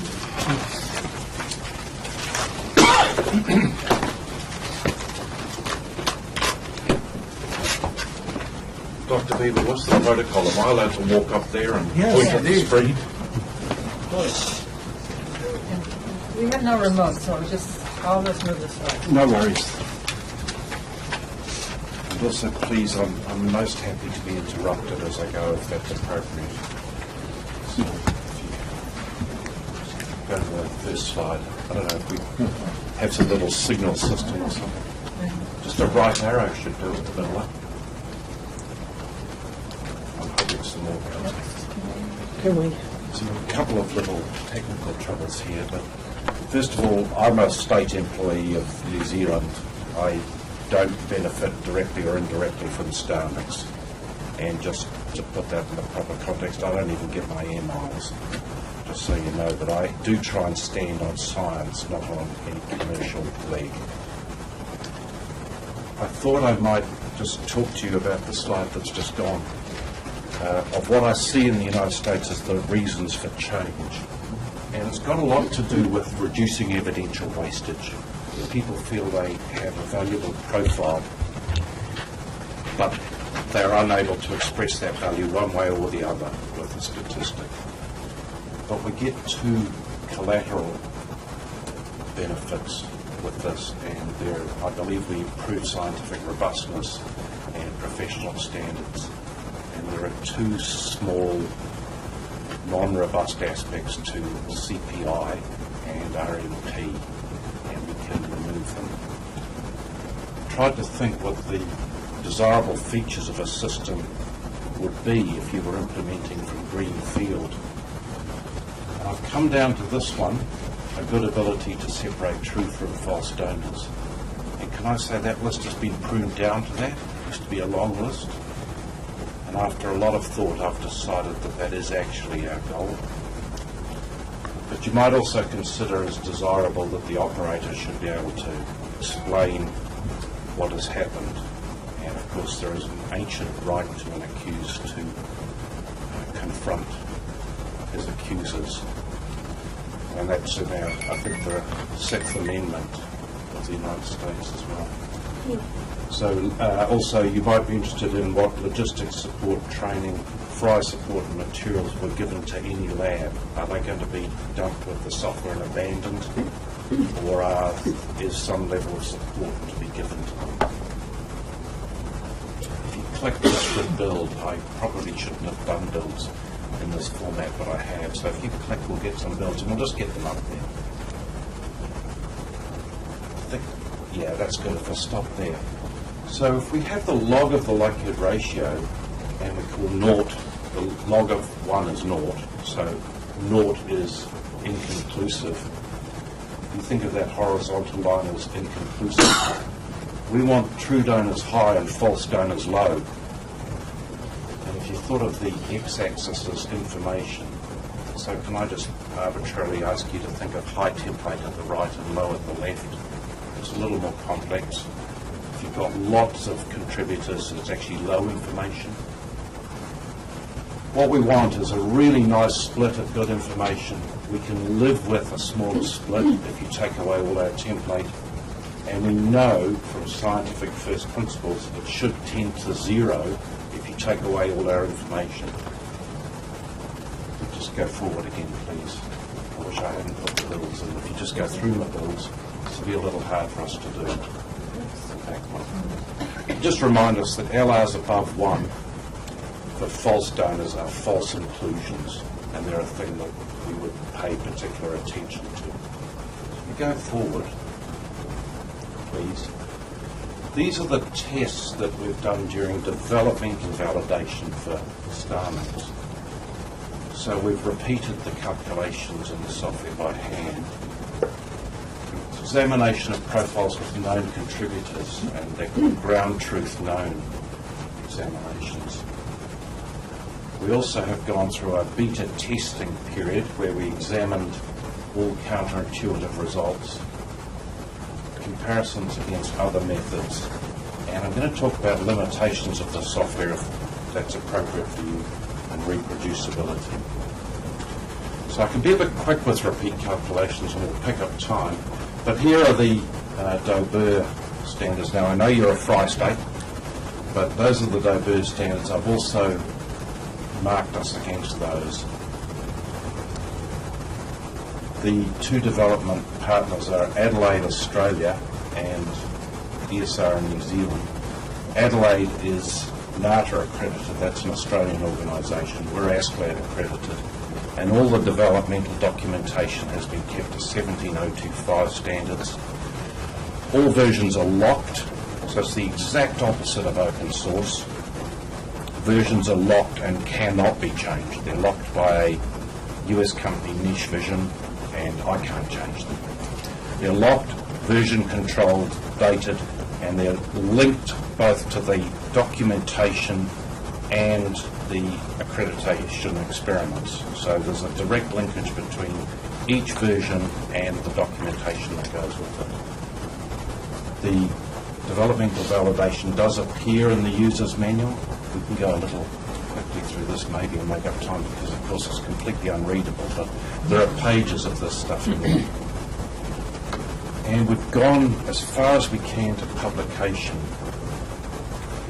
And if you'll allow me just to confess that I've found a very significant academic bias in the literature, and the way to get published is to write very formal mathematical papers that are completely unreadable to the general audience. So we publish in some ways to get the peer review, but we have to rewrite it for the intended user, and we've done that, and that's put in the manual. So we've tried to break all of this maths down, which can be a little gruesome, and it's written up. And I'm going to say something towards the end that I hope proves we've had some level of effectiveness. In this publication, we have put in the public domain some of our validation experiments. And if you click on a little. One of the things that has occurred to us is that there are certain situations where you know the answer without software. So single source you can put in and you should get out the match probability. Clear major minors you can put in and you should get out an answer we can predict. And exactly balanced mixtures with a bit of work we can predict the answer. So we can predict them a priori from hand, and you can see up there the StarMix results and what they should get. So StarMix gets them. I'll just maybe talk to this one. For the major minor, we can predict the major. The minor, we can say it has to be less than. We can't say exactly what it should be. And you'll see that we actually, in those circumstances, get the predicted answer. I have had a software developer I've spoken with say, what a pointless activity. Putting this in, you should just get back the answer. They did it, found they didn't get back the answer, and found their own bug. So I would put to you that this is quite a valid test. Yes, please. StarMix has an option to output extended data. So instead of whirring and giving out its final answers, it can give you step by step as it proceeds. And this is called extended output, and this is how we check it. It piles out intermediate values, and we check each step as it goes through the Markov chain. This has also been done now by 3 other organisations outside of BSR. It's been done by California Department of Justice, US Army, and Alcohol, Tobacco and Firearms. Have separately output the step-by-step and matched it. And we're transparent in that all the equations for each step appear in the manual. I personally feel this is a more valuable activity than the code. I have never as yet found a bug in the code by looking at code. I have to step through, find what's going wrong, and then look at the code. However, we've had discussions. We will make the code available if someone requires it. I would suggest they're going to find that a valueless activity, and I would prefer to offer, and we have offered, that we would set them up to do this, which is, in my mind, the truer check. Yes, please. We have had third-party publications, so this is Mike Coble and John Butler, and I can confirm indeed that Mike Coble is chair of the International Society of Forensic Geneticists Prog-Gen Committee, and I'm also on that, and I've seen sight of the draft guidelines, and we are compliant. I've also seen draft of the SWGDAM guidelines, and we are compliant. This is a publication they made, and it allows you a vision of 2 things. First of all, the comparison of StarMix to other software, and I'll just walk you through that. There are 8 StarMix results there, and you can see Lab Retriever, which is a product on offer in the States, and LRMix, which is a product in much use across Europe. And we have the log of the likelihood ratio, so this is 10 to the 7. And these guys get the same answer every time. And there's true allele and StarMix. And StarMix is running at an AT, analytical threshold of 50, so the better comparison is TA at 50. You note 2 things. These are true donors, so we want a high LR, and StarMix gets that. We also have reasonable reproducibility, but this brings up the question that all these Markov chain methods don't get the same answer every time. This is a new challenge, and we've responded by developing a method to give the 99% confidence interval on forward Markov chain variability. So you can take up sampling uncertainty in your database, Markov chain variability, and were you to choose, you could treat theta as an uncertain variable as well. And I think that's a strength. We go forward, here's another one. Again, may I invite you please to compare StarMix to TA at 50. And there's not a lot to say. You might note the run times. So StarMix is under a minute and TA's a couple of hours. Can I just ask a quick question? Of course. Are Lab Retriever and LRMix continuous? No. Is that why they were coming up with the same answer? So, as each other or as... Well, no, just they're consistently So coming up they're with... both semi-continuous models, Right. and they don't see peak height, and so they roughly equal our performance in some circumstances.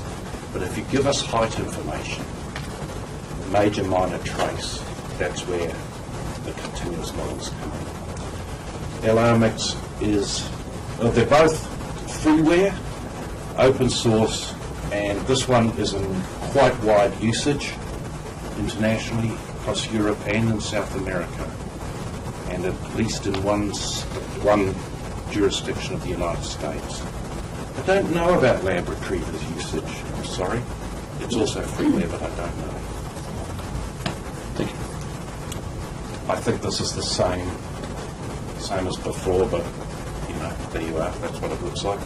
We're consistent, and we're consistent around what I suggest is a fair and reasonable answer, and I'll just try and prove that to you in a minute. Yes, please. I've been annoyed at those type of graphs, and I'll explain to you why. Here is the true donor comparison of Starmix and True Allele on a very low-level Boston University mixture. And there are 3 Starmix results there, and they're hitting on top of each other. And you can see True Allele's also performing credibly, but wobbles. The next line should put in, if you click for me, please. That is the single source answer. And we're talking about the minor of a mixture. So it must be below the single source answer, but should asymptote towards it as you give us template.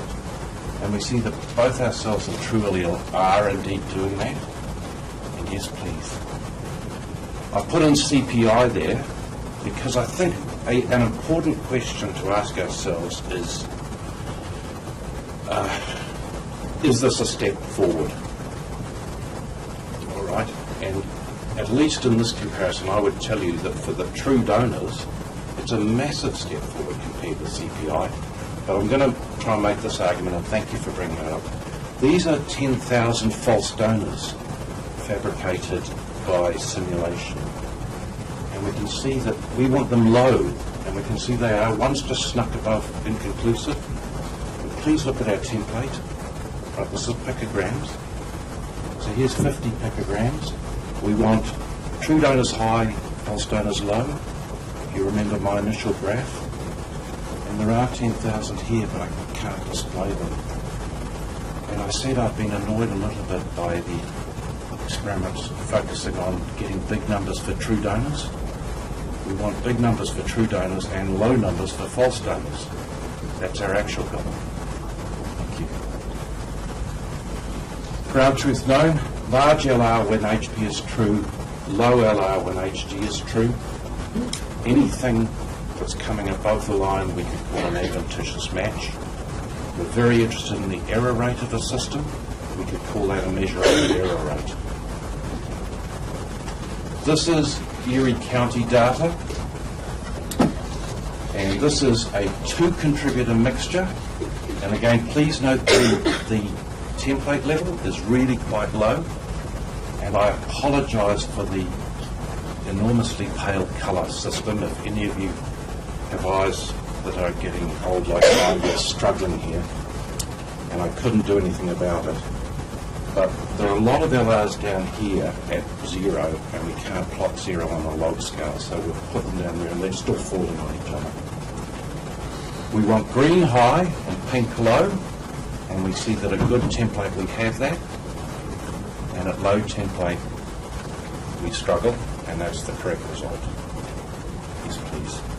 There's just going to be more of these. That's 3 contributors, and it's the same pattern, but we just recognise that as we get more contributors, life gets harder. 4 should come up. And now, same pattern, but we just see that we're in trouble differentiating true from false contributors earlier. And yes. And one assumed contributor, if you can get a known contributor, the victim, is a big help. And if your memories are very, very good, and you can compare this to the last graph, this is better separation. And it shows that one known contributor is a big help. It essentially turns a 4-person into a 3, or a 3 into a 2. Thank you. I have a question about those 200. Yeah. What are those? Where did those come from? Are those known donors that you put together? Yeah, we made these mixtures in the lab at the direction of ESR. They wanted us to make certain ratios using known donors. So we provided them the single source profiles of each of the donors so they could throw that into their search, just to make sure that that the software was also hitting on the correct donor, the actual donor to the profiles and to the mixtures, and then they did where they generate 10,000 random profiles from they have a random DNA profile generator on their server software that will then do a comparison, which is how they generated these numbers. So how many actual individuals are those mixtures composed of? How many individuals did you get samples Person from? would be 2 individuals from the lab, 2 staff members, a 3-person mixture, or 3 individuals that were. But are they the mixed. same people? Different ratios. I mean, how many separate DNA profiles were used to make all those? There are various ratios. There's more Not there's more ratios, than I mean profiles, genotypes. Do we have the data for this? I don't know if you have the data, but I have it and I can. And whose profiles are these? These are profiles generated in Erie County Laboratory. Okay. Like, did you have 10 different donors, or that you went to make all these, or 5? Because I looked at a chart in your validation study, and it looked like you used the same 4 donors just to generate I think it is. a bunch of mixtures. I think it's the same the same 4. So the 2s are different combinations of the 4, but the 4s are all 4. So that's 4 donors out of all the people on Earth. That's correct. And wouldn't you want to look at some different kinds of overlap and stutter overlaps and things like that? But 4 people out of Happy to do it. 300 Happy. million, There are billion, 15 whatever. loci going on, so some different things happen, but happy to do it. And the ones that I looked at, the profiles we got to see, the electropherograms, they look like the kind of electropherogram you would love to have when you're looking at casework. There was no degradation. The They're pristine looking. The major donors or the highest peak, I mean, you go to the longer loci and you didn't see any evidence of like ski slope effects or anything like that in these samples. I'm disappointed that they're like that. I haven't looked at that.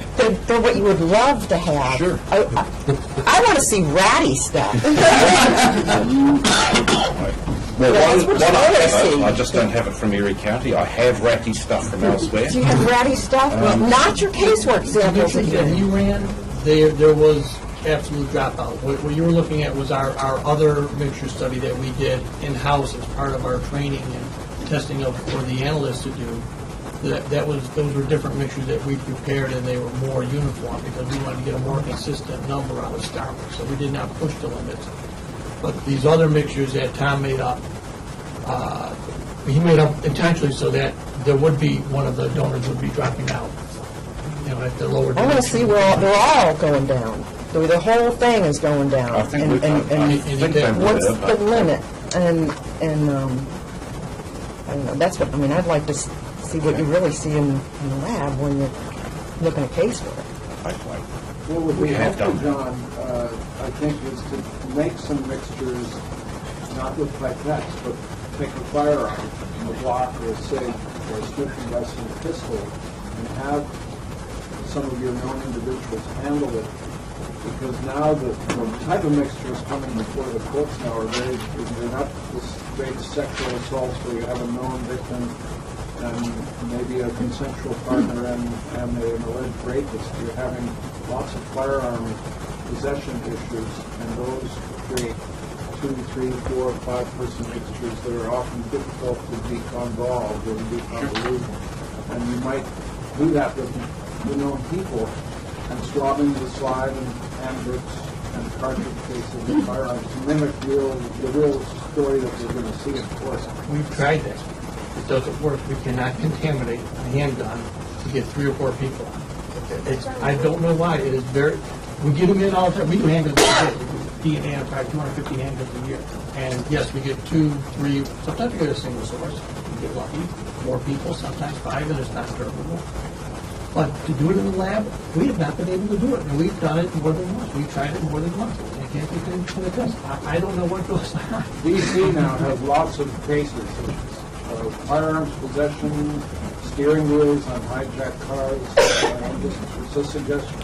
So I've got on my laptop, but not on this presentation, some ID Plus 4-person mixtures UV irradiated to degrade them. I can cobble that together in a few hours. Other than that, obviously, we're going to have to go away if you want them specifically from Erie County specifically, which I'm most happy to do. I guess it takes us a couple of days. I want to make sure that Erie County feels that they can go in, raise their hand, and swear that they understand the full dynamics of this. Absolutely, And absolutely fair, and Yeah. of course I would actually welcome that standard being applied to all softwares, because I know some of the others might have a lot more trouble. Yeah, and I'll just echo what Allison said, that the need for more than just These four were not people. pristine. Yeah. There is something wrong with the profiles you got. These were not pristine at all. In fact, these were quite troublesome. But just 4 people, too. I mean, you want to have some with all different kinds of stutter, peak overlap, and plus-minus stutter, and different combinations of genotypes at the different loci for different types of overlap. ID plus stuff is forward big time. And there are 15 loci and 4 people. I'm sure we've got a lot of different combinations of overlap, we haven't just done this with Erie, we've done this with a great many labs now. But for sure, just happy to do more. Well, I'm confused between developmental validation and then what Erie County is doing. Sure. And so I'm confused here between what we looked at as far as the validation. Haven't I? Because this is developmental, and I've used specifically Erie data. I actually have some other data in your document as well, which is global filer. I tried to make it more relevant by putting an ID plus. However, I'll take that on board. There really is no specific guidance to laboratories in doing these You type are of audits. absolutely right. And I think to a degree, partially resource-driven and time and et cetera, I think there are certain things they rely on from issues like this, and there's others that they try and duplicate within their laboratory, but I'm not necessarily sure that every validation that occurs within the nation is every single issue, soup to nuts, from beginning to end. I think they do work in tandem with other published data, other studies, stuff from the vendor, to come to the consensus and show that they can duplicate what the product actually can do. So I just want to make sure that we don't impose a higher burden necessarily because there is no standard. Right, and that's a problem. And I know that Erie County, a year ago, started talking about this and let us know. And it's just difficult on our end, because in 2 years, I don't want someone to come back and say, well, the DNA subcommittee looked at this, and what did you do? I'm just trying to untangle that into what is Erie County, what did you do, and how do you know that you're using this program and you know the limits of the program, where it works and where it might fail. That would be my presentation. Okay. And I don't want to say, I think I could have added a lot more benefits, even time saving for the laboratory to do other things. So this type of computer program, I think, can be very good and very valuable to laboratories. We're just charged with making sure that the validation is proper. Yeah, and I'll second that. It's from the information that has come out from NIST about mixtures and how we need to eventually get to a point where every lab provides a consistent result. I applaud the efforts to go forward. You're on the bleeding edge, and not a lot of labs are doing this. So we're also out there with you, and have to make sure that if we stamp this, hey, go forward, we don't want it to fail. I understand. And we want this to say, hey, we've done everything necessary. Totally fair. Yeah. I'm happy. Yeah. I'm happy. A little concerned that we get a 3-month delay for your next meeting, but that's fine. And I think we're concerned too. I think, at least I am. Fall back in the other softwares that are being used and hold them to the standard. Right. And to take some ownership of some of the problems, probably at the last meeting, unfortunately, I wasn't there, but I'll get away with this. Perhaps the subcommittee could have given some more detailed information about how to go forward, and if that comes to pass here, I'm speaking perhaps a bit out of turn, it may be appropriate for us to write down detail, hey, in our discussion we did this, and make sure you know where we're going so that you're not giving a blank slate. Well, I wonder if we writing just something. print out some of these low template 4-person mixtures and show you how awful they are. I wonder if that would meet at least this need. So what I'm gathering is that what we got is not all of your validation study. It's all of our validation study. I sent this data separately to ESR because they have the computer and the software that can run it as a, this was part of the sensitivity and also false inclusion and false exclusion rate that was brought up at the last subcommittee, that you wanted to see data for that. So this is why we generated this data for them. That's a very extensive software and algorithm to run, to generate 10,000 random profiles and do a comparison with these samples. You need servers, a lot of computing power, so they have that ability and the experience. So that's why the data was sent to them, and it's being included with their set of data because they're the ones who actually ran it. We just generated the mixtures to their guidelines, and they were mixtures with dropout. They were not the same mixtures that you saw in there that our staff ran as part of the internal validation. So if someone besides our committee wanted to say, a defendant wanted to hire someone to say, is this software valid? And they were going to answer that question, what information would they be given? Would they be given this? Not this book, but... So we definitely disclose all our validation material, which is what you've got there, plus. And of course, we have published material, and we would make available to the defence the actual software. Okay, so they would ask two questions. One, is your software valid? And then, is Erie County using that software properly? Right. Both fair? And if we were saying, are they using it properly, it would be this. Yes. All of our studies would be available for their review. Absolutely. And for developmental, which is that those are two different questions, so they have to have two different sources. So ESR would provide all of their developmental. And so then if someone were to ask, when can you use this software reliably, and when can you not, when is it not reliable, where would that answer be? So unfortunately, that's a question that you feel should have a yes or no answer, but it's a continuum to pick up. Okay, so where is that continuum? In their procedure? So when would an analyst know that? Maybe I'm being naive in asking this question, but... Well, it's inherent in these graphs. If you want to set a threshold on these graphs, these are what would guide you to it. I don't personally do that. I had some more information coming that might help. But the software is reliable when green is high and red is low. But can I point out it's not actually the software, it's the software multiplex system. It's the actual restrictions in the multiplex. But when they start to overlap is where you might say reliability's gone.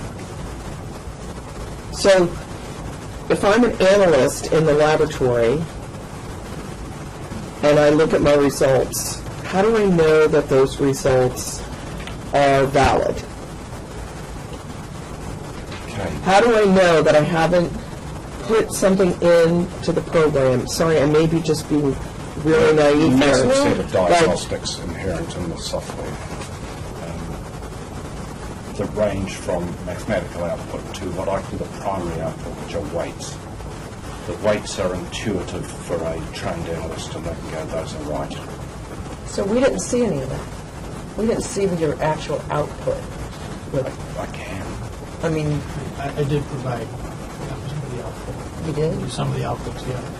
The outputs are for a four-person mission can be quite lengthy, but I did give you... Where was that? Oh, is that on the CD? No. What It's folder not in would the that be binder. in? It's not in the binder. I think they were. I don't think they were printed because there was a lot of paperwork. What folder would that be in? Quite extensive. Well, I have many outputs available, but not I just have all the I just pulled the validation studies up here. I'm not sure we would have necessarily printed the outputs. I did Give give them them some, summary data. some of the outputs of the stuff that we ran, just so they would see. Because I felt it was important for them to see what the output looked like. It was quite extensive. And on this graph here, there's probably 40,000 results. Yeah, it still on. Yeah, I'm just asking, if an analyst is using this, when do they know the points of failure? When do they know the limits of the software? Because like everyone discussed earlier, and they say, oh, it's DNA, oh, it's match, you know? Oh, this was run on validated software. And so if you're doing it and it's outside point of failure and it's validated to someone, they need to know when can they use it and when can't they. Can I try and answer that? Because this actually, when it comes to here, it's saying the sample is uninformative. Can I pick up the word reliable? It's very reliably telling you it's uninformative. Okay. So it's actually completely reliable with no template. You can put in no template and it'll come back and say, that was uninformative. So it's completely So it's reliable. always reliable, no matter what you put It's just a in? huge statement for me to make, can I say? It's just the hugest statement. No system is foolproof. And it would just be so wrong for me to say it's foolproof because I'd invite bad behaviour. If we're talking about, which is a strange thing that Mail say if you'd asked me, if we're talking about whether Erie County are going to apply this Right, I should have been turning it that way. well, I can say some things for you. First of all, they took their training very, very seriously. I must say, they're a remarkable set of people who took their training very seriously. They are transitioning the hardest transition from CPI to LRs. Is a bigger transition than running the software. They've also bought a post-implementation support package from us. So we have a support system for them, and they have been assigned a analyst back in Australasia to work with them. Now, specifically, there are diagnostics that come out of the software, and the primary output is a thing called the weight. So I think we should, I'd like to ask Erie, I think those answers are in there somewhere. When someone gave me a demonstration when I was at a recent meeting of the software. That was Joe, yeah. But how do you know? That's the question. How do you know that this is reliable? How do you know that what you're doing is valid? Could we hear from John? Are you ready to make your PowerPoint, John? Well, I think I can answer your question, and just to describe our intended use of it, and how we handle mixtures. So, generate a profile from the mixture, whatever it is, 2, 3, 4 person, whatever this mixture is, the analyst looks at the data. Is it good data? What do we do with this data, right? How many people are there? Everything is part of our thought process, okay. Do we have any knowns to compare it to? A lot of times we do, sometimes we don't, it's variable. If we don't, obviously we're not going to put it through star mix. Well, we will put it through for the first part. The star mix is made up of 2 components. The deconvolution part, which you can just run a mixture without any knowns in it, and it's going to do the first part. So that part of it is done. That part of the analysis is done. When the buckle swap comes in at a later point, generate the profile from that, then you add that into the software. You pull up the original data, so you don't have to run it. You're saving time, and you're asking, is this person a contributor to it? Before we get to that point, though, the analyst is going to do a visual, and they're going to look at that buckle swap, and they're going to see, is this person a contributor? Maybe they can exclude him right off the bat, and his profile is not going to go into star mix. It's going to be exclusion without the use of star mix, and most of our exclusions are done with, well, all of our exclusions are done with that. We do CPI. So let's say they think that he's a contributor, or he or she is a contributor to the profile. So now they're going to put it, we have to know what the likelihood ratio is. We have to put that in the star mix, call it the original analysis that we did, and ask star mix to generate a likelihood profile from that, and let us know what the answer is. Is he included, or did we think he's there, and nope, we're proving a defense hypothesis. We're getting a negative LR, so he will be excluded. And that could certainly happen. Those types of mixtures are pretty horrendous mixtures, and I don't anticipate that's going to be a common event, but I do anticipate it will happen, because it did happen in our data when we did our studies. We did find that can happen. So that's how it's going to work. I don't know if I answered your So I guess how I do you have know that 3 it works? basic... Right. It's all based on experience, as Dr. Buckler said, and intuitiveness. You look at the weight, you look at the results that you get, you know what the person's profile is, you know what the heights of the various contributors are in this mixture, or what they're looking at. What is this, the major donor in the mixture? Is he the minor? Is he the middle guy? Where is he at in the mixture? Because you're seeing his alleles in this mixture, so then you can compare that to the LR that you get. If he's a minor contributor of a 4-person mixture, and he's number 4 down there at the bottom, when you're getting a likelihood ratio in the quadrillions, something's wrong. That's not a correct result. You should be getting a much lower one. Because there's probably going to be dropout and other things going on there. It's going to be a much lower weight that's going to be used in the formula when it calculates the MCMC. So a lot of it really goes down to user experience, and we demonstrated that with our studies when I had the analysts run a large number of casework, adjudicated casework mixtures that we had done work on already, so they knew the profiles that they were working with. So obviously there are casework, so we don't know the answer, but we had buckle swaps to compare with, and then we put those samples through StarMix, and just to demonstrate whether the exclusions, the inclusions, the inconclusives, how they fit in with this new software and how it would impact that. And to me, that's the critical part of the whole validation. That demonstrates that it works and that their intuition was correct with the interpretation with StarMix. I don't know if I answered the question. And I will show you that data. Let's take a look at your PowerPoint now, John. Thank you. May I just ask one question first on this? I don't quite understand what the different points are. You've got quite a few of the green and a lot of the red. And so these are different runs. This is the MCMC component of the same data, or are they different data? So there are different mixtures there. So first of all, template. Right. So Erie County has made up mixtures. They know what they put in. So And they know they're they're different for different four-person mixtures because there are only 4 contributors and we've got all those different green spots. So there must be different combinations of the 4. So they're 4-person mixtures composed of the same 4 individuals Yes. at different ratios? I think it's 4, 3, 2, 1 and 1, 1, 1, 1. Okay. And then the pinks are computer fabricated false donors.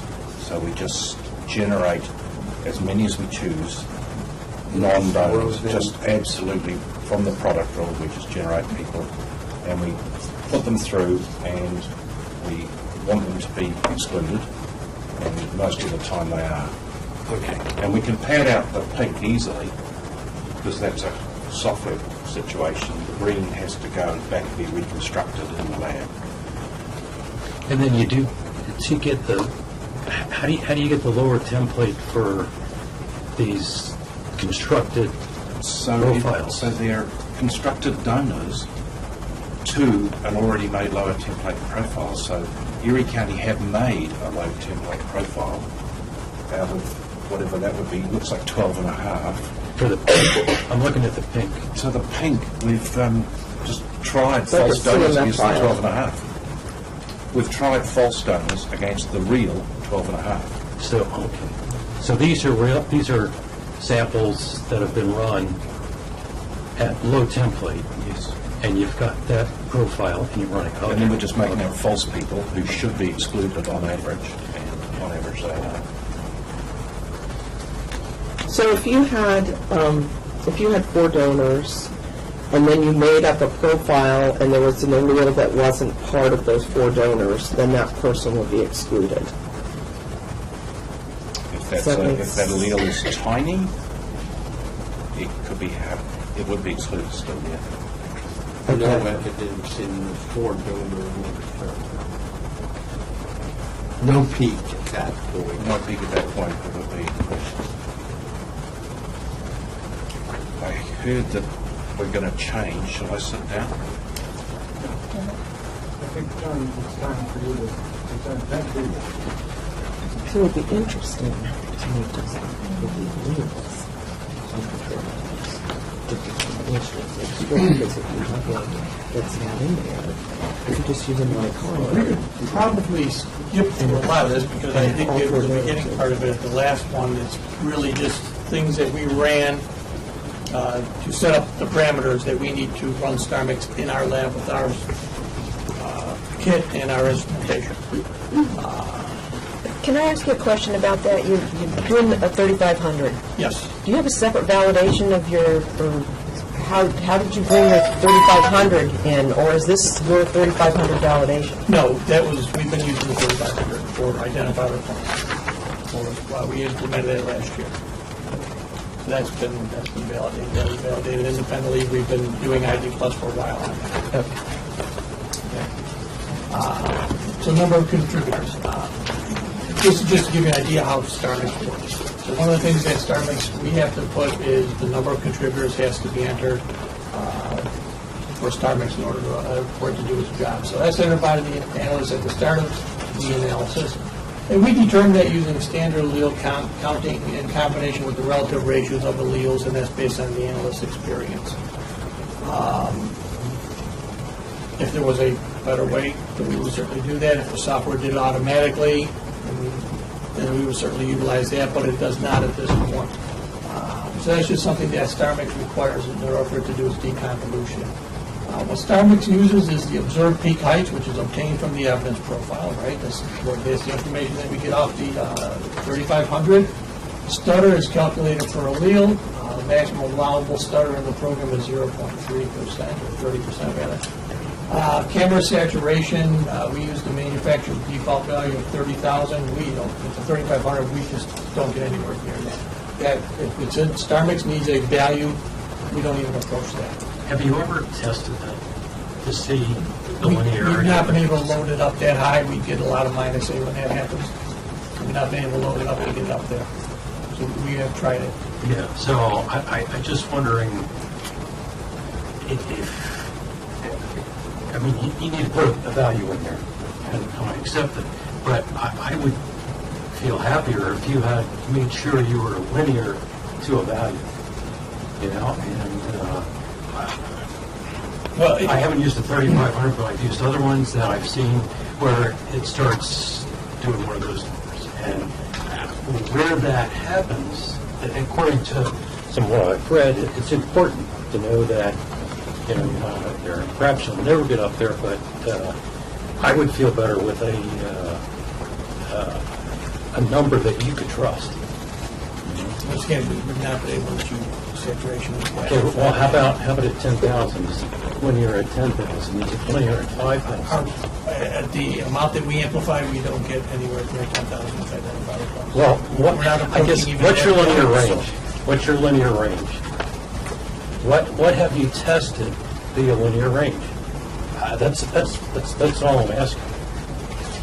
The instrument says its value is 30,000, but what is your linear range?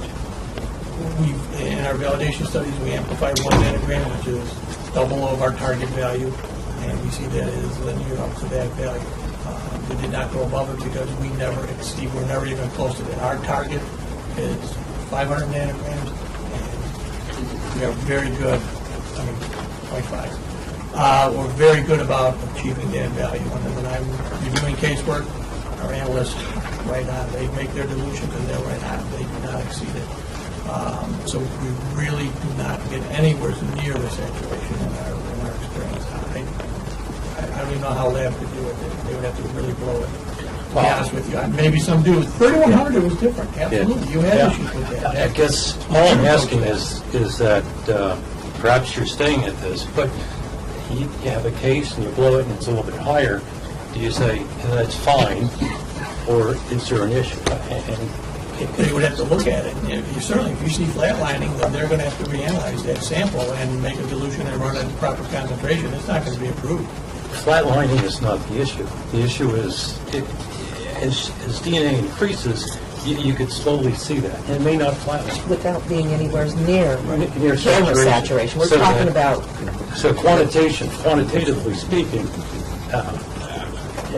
as you go out, it may not be double, okay? And if this relies upon that, I would feel better if you just had some standard that said, hey, you know, this is where we're usually at, and right up here is well beyond what we're going, and it's still linear there, so I feel happy working in this range. Well, we did do that with our 3,500 validation. I said we amplified 1 nanogram, and we felt that was sufficient, and we saw that in linear. We're half of that, so there's no reason, I don't think there's any reason to go any higher than that, because we do not exceed that. Okay, so what you're saying is you ran a standard curve that showed up to 1 nanogram was linear. Standard curve. Yes. Absolutely. Yeah, and that value is X or whatever. Way below. Probably 5,000 or like the most. It's way below 35. We need to move along fairly quickly, but I need to ask you to go back to the previous slide. And maybe either of the Johns can answer this question, but what happens if you aren't sure that there are 3, 4, or 5 people in the mixture because of the possibility of relatives? How different is the outcome if you enter in a 3-person mixture or when it could be 3 or more? So as a hint, I'm curious, what happens at the end of this process? Go one over, nothing happens. Go one under, the previously smallest one, the trace, tends to split in half and give a lower LR. So, broad brush, nothing bad happens. You can provoke a false exclusion of the trace occasionally. By getting them, it's actually quite hard to go one under mark, so one over is much more likely. So what is your criteria? How many loci do you need 7 alleles clearly seen to call it a 4-person mixture as opposed to possibly 3 and then 1 extra allele at that one locus is drop-in or artifact or something? Well, it could be one locus. If the analyst feels it's drop-in, then if it's only one locus, they're saying it's a 4-person mixture, then they would probably put in 4. Put in 3. Put in 4, nothing bad will Put in happen. 4, yeah. The true major, minor, and trace will come out just like they should. If the last one is not true, it'll just spread itself over everything into the vanilla.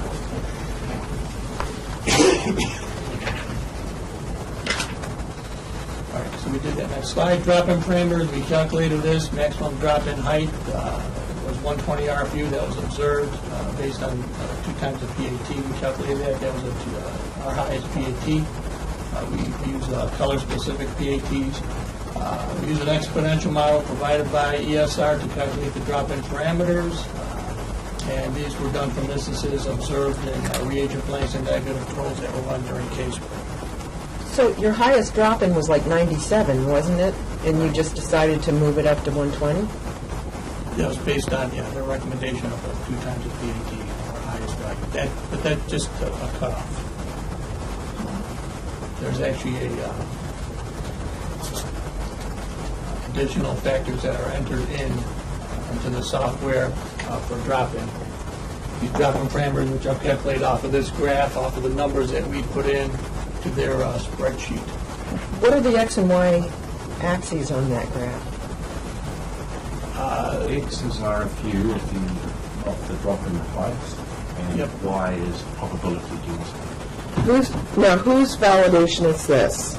This is ours. This is not validation. These are parameters that we had to determine for the software to run properly. And ESR provides the software for the spreadsheet. There's a separate spreadsheet that we put our values in.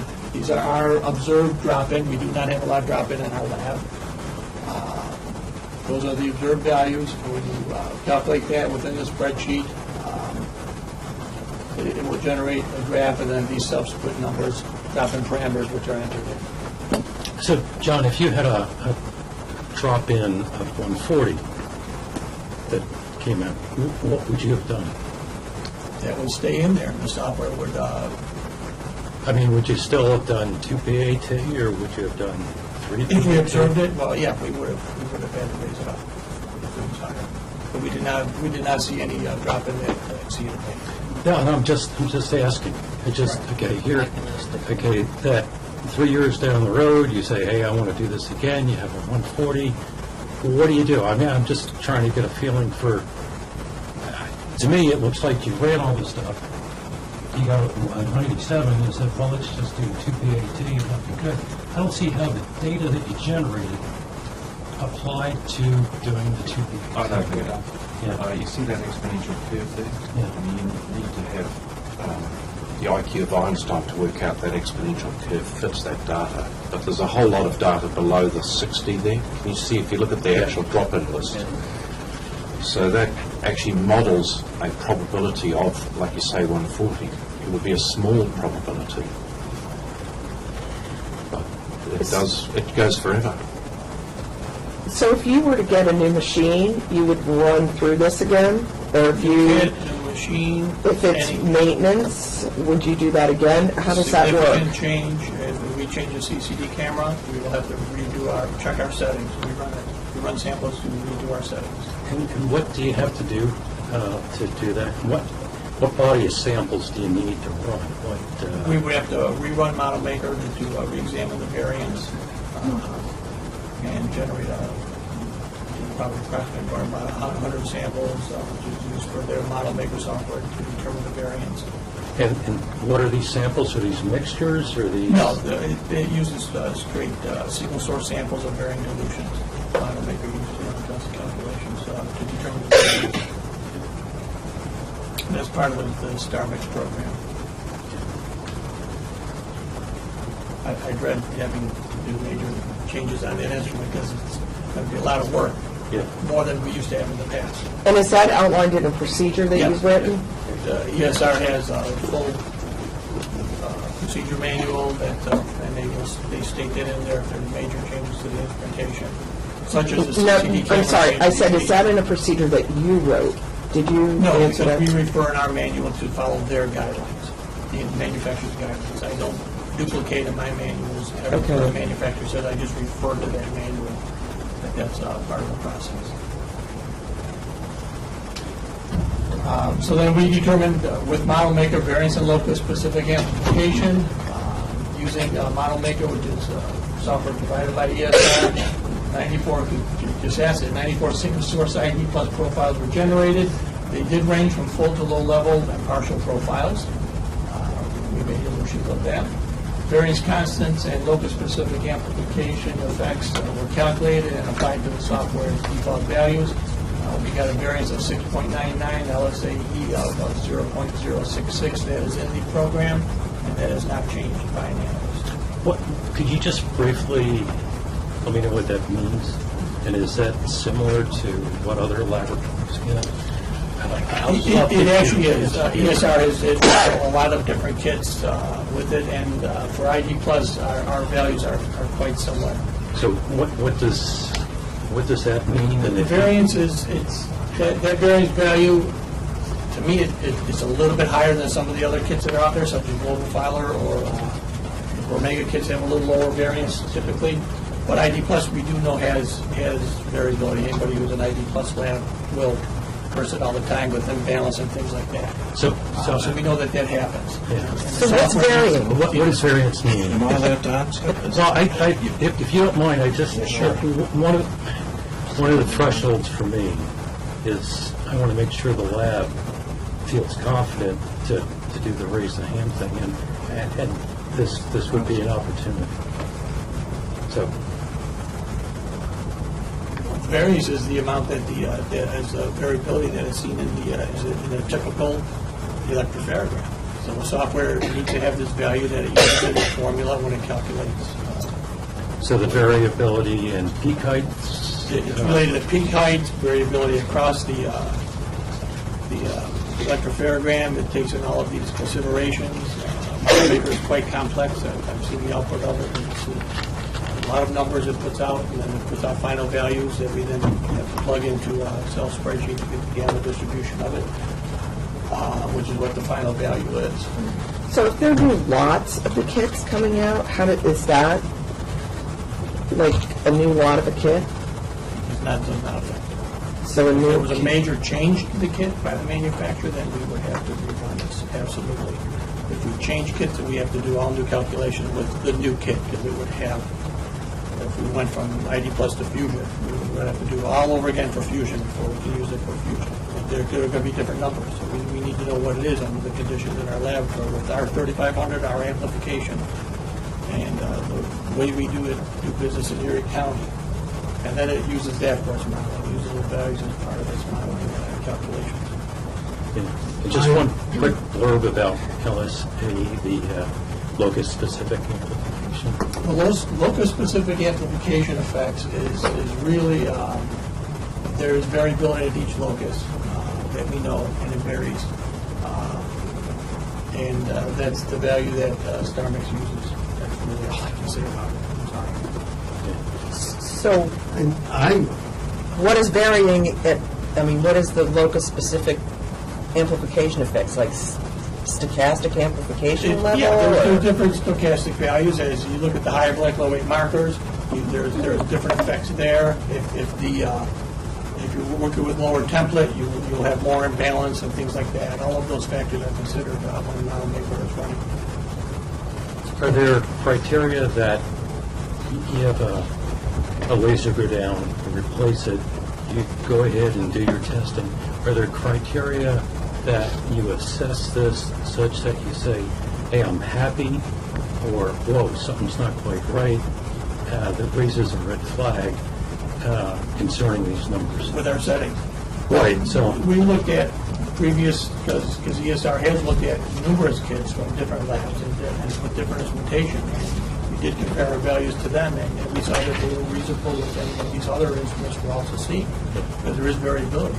Yeah. So it is difficult to really do that. I suppose if you were a lab that had two 3500s or two 3100s, whatever, you could do that. But we use one genetic analyzer. Yeah. We have a 3100 that we can decommission. We're only using the 3500. Yeah, I'm just looking at the lab examiner, and he's had the laser replaced, he's done this, and he gets a value of, 0075. Does he say it turns up, or is that good, or what? I guess he'd have to run those 96 samples again to Well, get that value. He does, but he gets a value that's different than before. So, does he say that's good or bad, or how does he proceed? I just wondering if there's criteria that tells you, hey, wait, something's not quite right here based on something. Well, I don't want to cross your Yeah, well, yeah. First of all, as I say, is exactly what John said. It's the locus effect. So if you imagine a degradation slope which is exponential, some loci go above or below the trend line. And we don't know if it's kit for kit. If we make the suggestion it's kit for kit to ABI that get re-angled with us, it actually could be sample to sample, and it could be co-eluted inhibitors. Right, so certain samples go up and down. So we do have examples of 3 loci going well low for a long time. That would show with a high LSA, and we have typical values. But to quote an American term, it is what it is. This is actually measuring your variance, and it's a little bit of a quality measure of your system. You actually want low numbers there. It shows you've got high reproducibility in your PCR. So we have typical values, and if they were high, that would be more variable, but it doesn't make the system go wrong because it is what it is. We've said you are highly variable and we're treating you as highly variable. You lose discrimination. Yes. But there are warnings. Change of camera must revalidate for extraction without camera replacement. Changes lives. Cameras age. Right. So, in fact, there's probably a slow decline in performance, and there might even be a time we should revalidate during non-change. Yeah, I've had talks with ABI to try to figure that out. Nobody wants to. So not always is forthcoming with this type of information. Yeah. But any major repair for revalidation. I have a problem with the variant. I don't know what, I always think variants of what, and I don't know in this circumstance what's high and what's not. There's a value there. Let's imagine you could magically make exactly the same output or application every time. Of course you can't. Let's imagine you could. So you could do replication.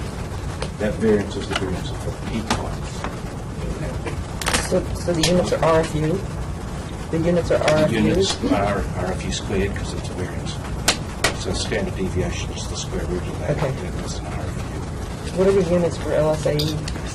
They are, it's a unit free because it's a ratio. It's a ratio to one of them. So it's one-dimensional, and that relates to how much your different loci are going up or down over time. So you're not going to have a problem where, say you've had this instrument online for 2 years or something, and you change the camera and do all that kind of stuff. If you took a sample that you ran and went to court with 2 years prior, running it on the instrument and then come back and rerun that sample after maybe those values change, is that going to impact your output and your likelihood use your ratio? old values for your old sample. We have to reset and that could very well come up, because we get buccal swabs a year later sometimes. Absolutely, good point. We would have to go in, because we know that there was a change at this point. We know that that sample, we're not going to rerun the sample, amplify the sample if it was good evidence. There's no need to do that. We know it was run before the camera change with different settings. We can go in and we can reset that. Those settings are changeable by the analyst. We don't do that normally, because there's no, you just don't do that. But if that was to happen, we would not have to re-amplify and put it through the new conditions. We can just go in and change the settings and star mix with the values under which that was running, and we would know that because we have the initial printout from star mix. So we would have done the initial deconvolution. PCR driven, not coloring driven. They're coming from the PCR. So your new buccal swab that you're trying to see if it's part of this mixture would be done with the new camera. And you're looking But a at... single source of justice in troubles. Single source It doesn't analyze the buccal swabs for peak height. It doesn't care about peak heights with buccal swabs. So on buccal swabs, it's just the numerical profile that's put in. Yes. For your references, it's a numerical profile. So how would a known imbalance in a buccal swab be handled in a mixture? Cannot currently handle in trial yields, significant primer site mutations, failure to resolve the 9.3 or the 10 of bone. That's probably it. So is that outlined in your procedure? So those are points of failure, right? I would say those might be points of failure where you can't resolve those. I mean, it's just a limitation. Are those outlined in your procedures? They are outlined in the Star Mix manual, which we follow. Once again, I don't specifically copy the manufacturer's manual into our, it has clearly, So our when Star an Mix in our training, analyst... if we ever try to lulic, that locus is eliminated from consideration. So I'm an analyst and I'm coming in and I haven't run this. I've passed my validation and I've passed my competency and I haven't done this in 2 weeks. And I don't remember all the steps that I need to do. So I would go back to my procedures and say, have I done everything that I need to do?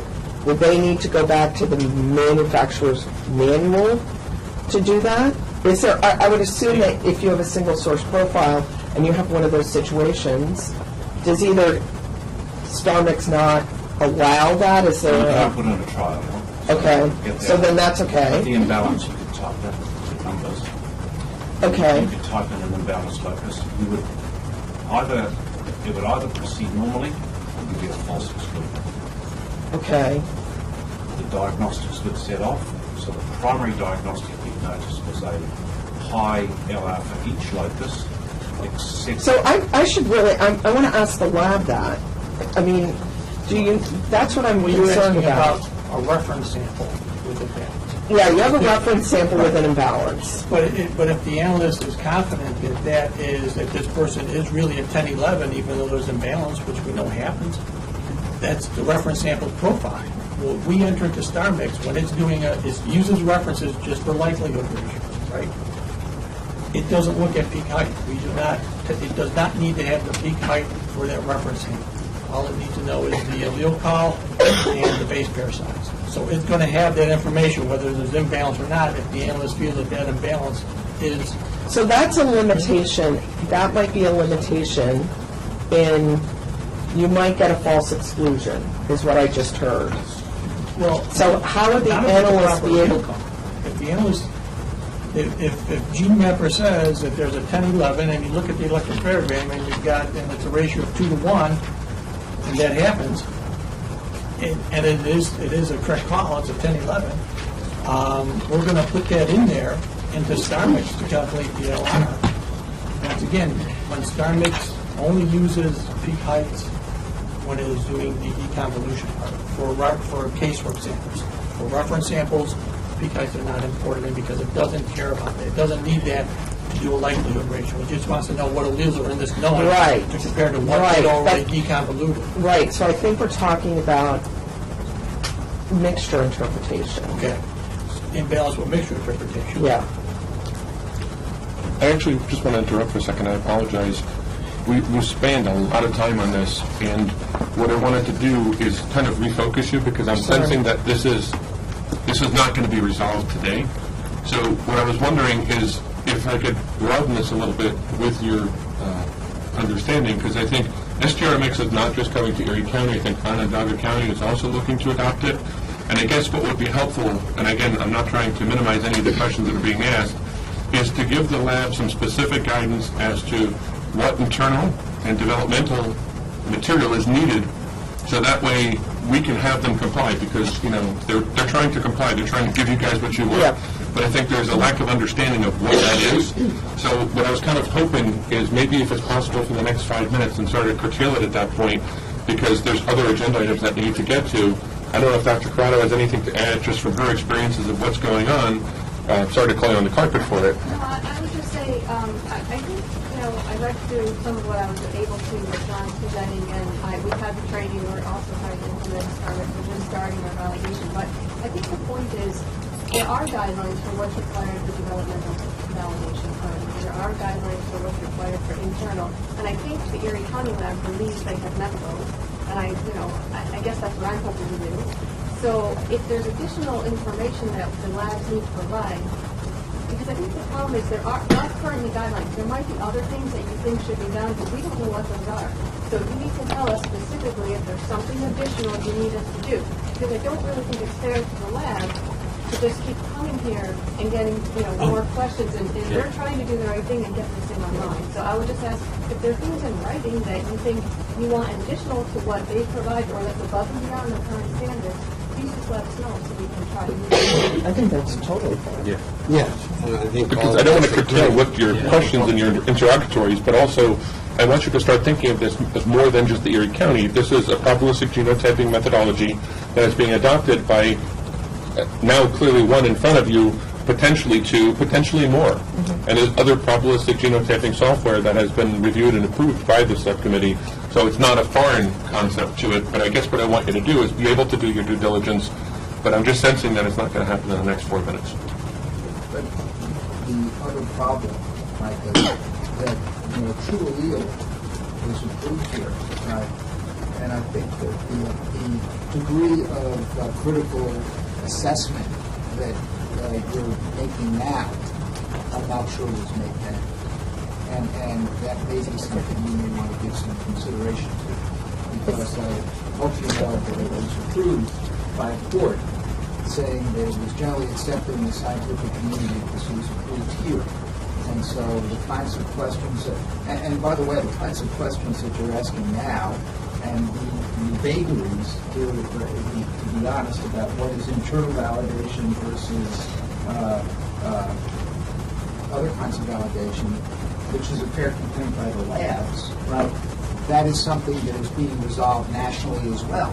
So it's a very productive discussion, and as Brian's saying, you might give some consideration to looking backwards at this whole process, because this could be very helpful for everyone. How close are you to finishing your PowerPoint? I think we can go quickly, because a lot of this... Can you, in the next few minutes, can you? Yeah. Actually, next, what minutes? Next. Yeah, I think we need to make it very... Check on the LR, we did that, I already showed that to you last time, and we do have that data in there. This is what, and once again, we ran single source profiles, manually calculated LR, using Excel spreadsheets, and we could look at the formulas that were utilized in there, and you actually have a copy of that on the CD, that you have that spreadsheet. You can look at the formulas. Is that locked down, your Excel spreadsheet, your Excel locked down so that it can't be changed? No, there's not. I mean, that's not good. I mean, so that you can't just change the formula or anything We don't like use that that. for Kingswood, we're not going to ever But use I it. thought that there's a possibility of using it as a secondary check. No, we would not use it as a secondary check. Once, we just did this as part of our internal validation to show that star mix is working properly. So there's no reason to go back and let's say, oh, I want to check to see if star mix did the correct thing and run a different software. we would not do that. I see no reason for doing something like that because the software is valid and the answer that it gives is correct. This is what we've shown. So check of the weights, dilution series of single source profile will run. The likelihood ratio for the known contributor is calculated, plotted. Go to the next slide. And we can see that how the likelihood ratio will decrease. The log of the likelihood ratio is what we utilize, which is what everybody uses when they put it on the graph.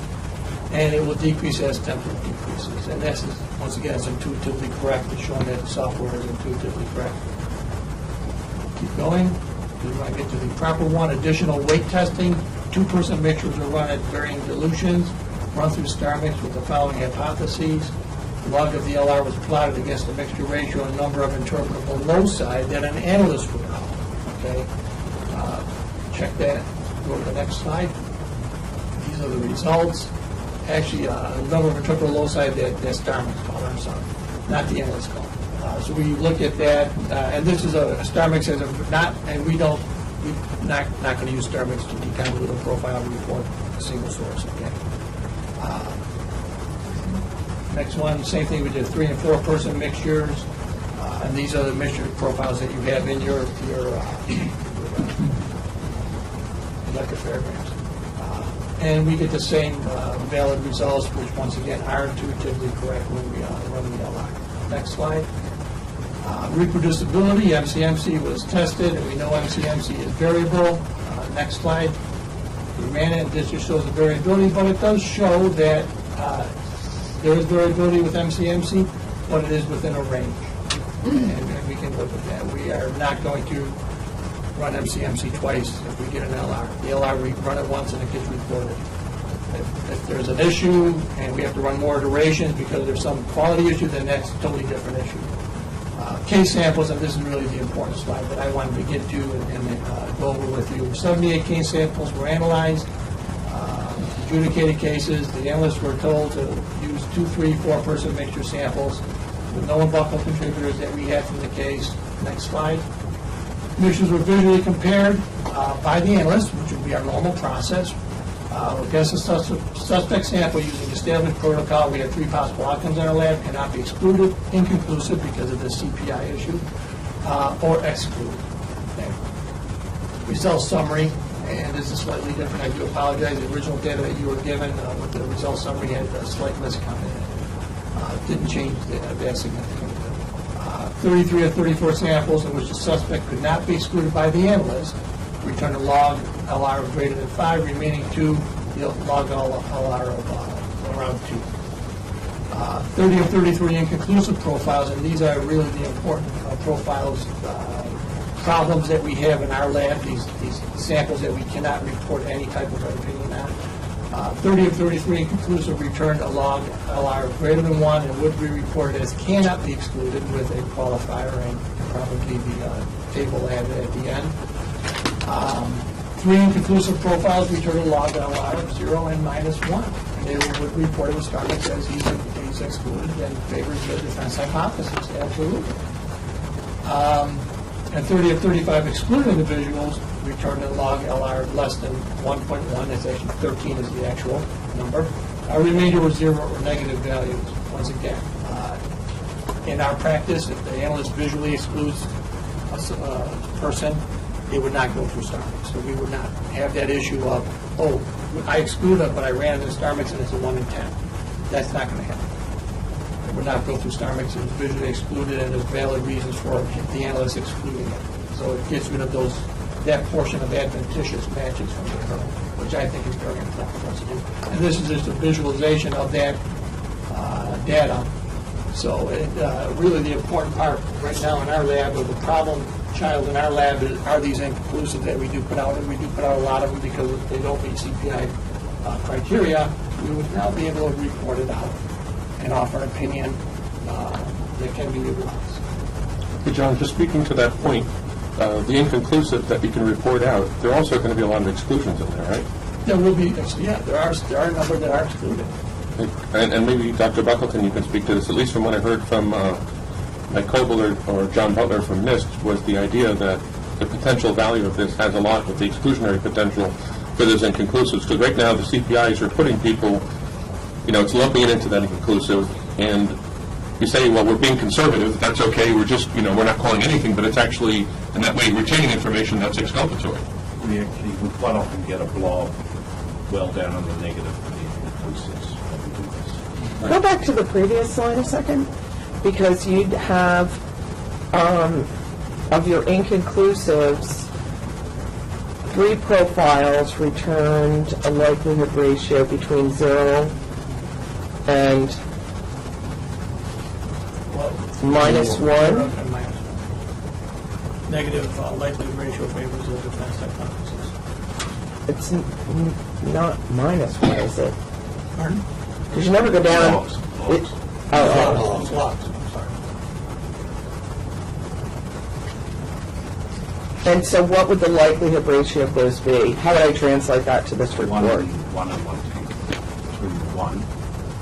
And 0.1. Yeah, Okay, so you're not excluding.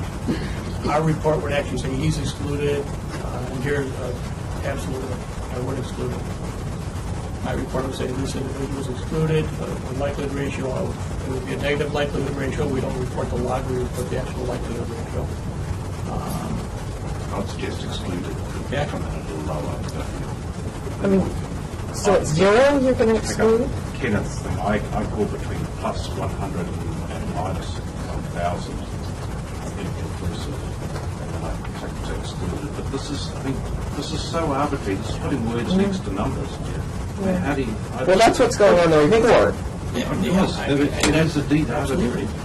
Makes a big difference to somebody's life, though. But it always happens. We can put numbers out, but you have to testify to them eventually. So like it or not, And I just feel that eventually. we need to do that. If it's a negative LR, it's going to be, it's an exclusion. It's a negative. It's got to get more negative, really. It's got to get. I kick in about 10 to the minus 3, and even then, excluded is an abstraction. Just because it's negative is not Still includes it. Thank you, gentlemen. Thank you both.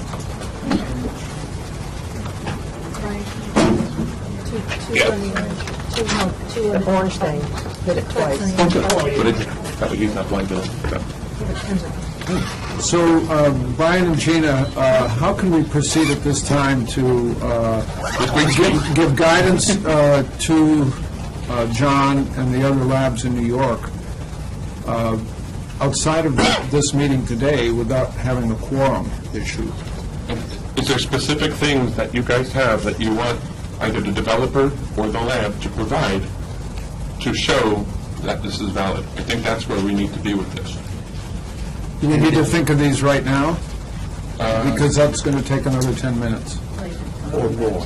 They could funnel them back, you can send them back to Brian individually, so you Okay. would know. Then it's not a quorum. So if you're individually saying, I need this, and if you can get that to me in a reasonable period of time, then we can convey that to both the lab and the developer so they have what's necessary. Can those comments that come back to you individually then be recirculated to us individually so that we can put holy water over the list or not?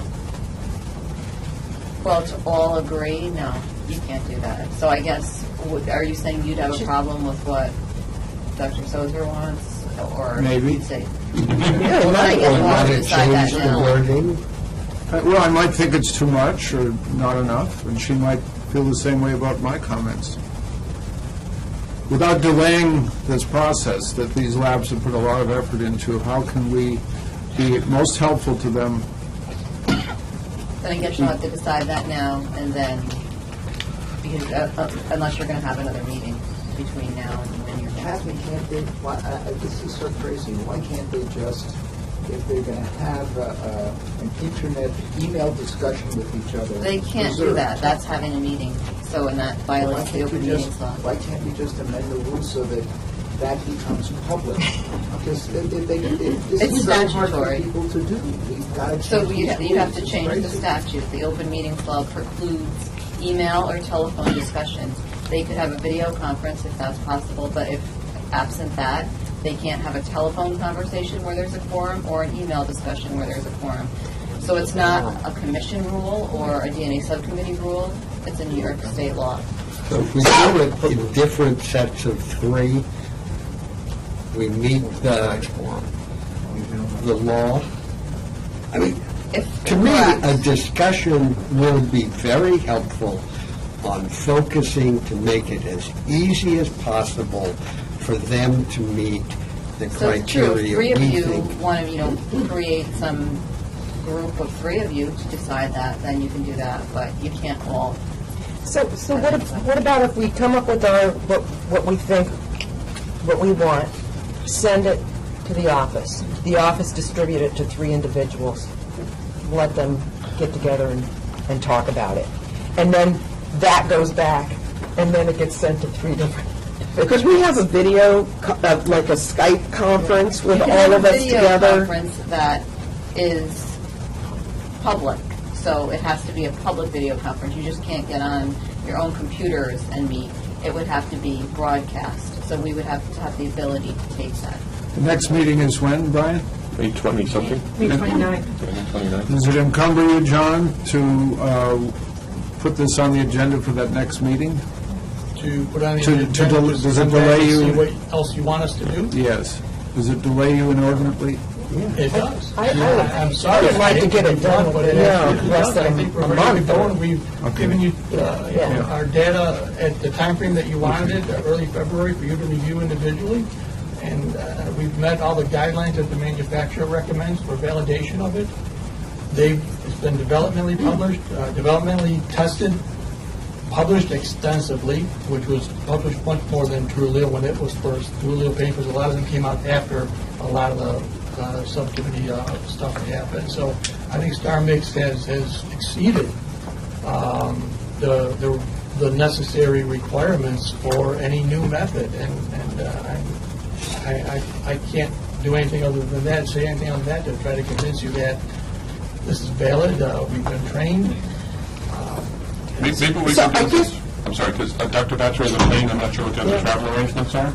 I think, given this and the potential delay of getting it to the lab, because if you wait to discuss it till May, it's pushed to September, It's it's another potentially goes year. on. Right. So if you resolve it in 15, is it 15 minutes reasonable to resolve this? Because if it is, we can find a way to expeditiously get through the rest of the agenda and maybe still either have more come and go. Why can't you have you've got to have the capability, in fairness to these It's a state scientists, law, to have Barry. a conference call which can be recorded. What's It's the a big state deal? law, it's not a conference call. The open No, it's meetings. not. I meant the So if teleconference everybody that can you get to a take. video conference site, but Is I'm not 15 sure minutes that fine? everyone has that capability. I mean- Does everyone have that capability? I mean, I think we can talk about it for a few minutes, but I think we're in a But I really guess at hard, that point, everyone's in a so you're hard better off position being here. over-inclusive. So if you each have, a number of comments, and you're concerned that it'll be asking for more, then I guess if you want to move it forward, you can ask for more.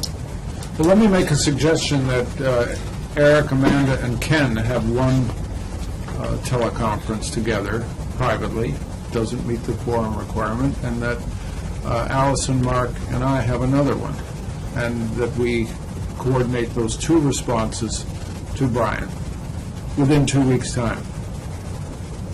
That's fine. Okay? Is that all right? That sounds good. We'll find That's it. fine. So, Amanda, can you coordinate that, a conference call with yourself, Eric, and Ken? We can facilitate all the, Yeah. would we also want to involve Jack in it, where after you guys done, maybe you send it to Jack, and does that violate anything, or? I think then you're, skating on the line of I violating. don't know, if we could I just, guess. so we're always pressed for time, and it's taking things a lot longer because of this meeting. And then in 2 years, someone's going to come back and say, look, you didn't think about this. And I think everyone just wants to do the right thing. I think if we had a Skype meeting where we could just talk about this, give clear guidance to the laboratory, they could do it, then we could say, yes, you've met it, or no, you haven't, or we don't agree with the interpretation of your data. Yeah, we can't get around the law But that if we we could have. do a Skype video conference call, I think it would be a lot more time-consuming for even all of us involved if we could all meet, if we had the time. As a practical point of view, the next available time you are all in the same place at the same time is May 29th. 29th. Which is why we have that meeting scheduled at that date, because we asked availabilities early on, and you're all in high demand. But if we're on a video conference, then we could be anywhere.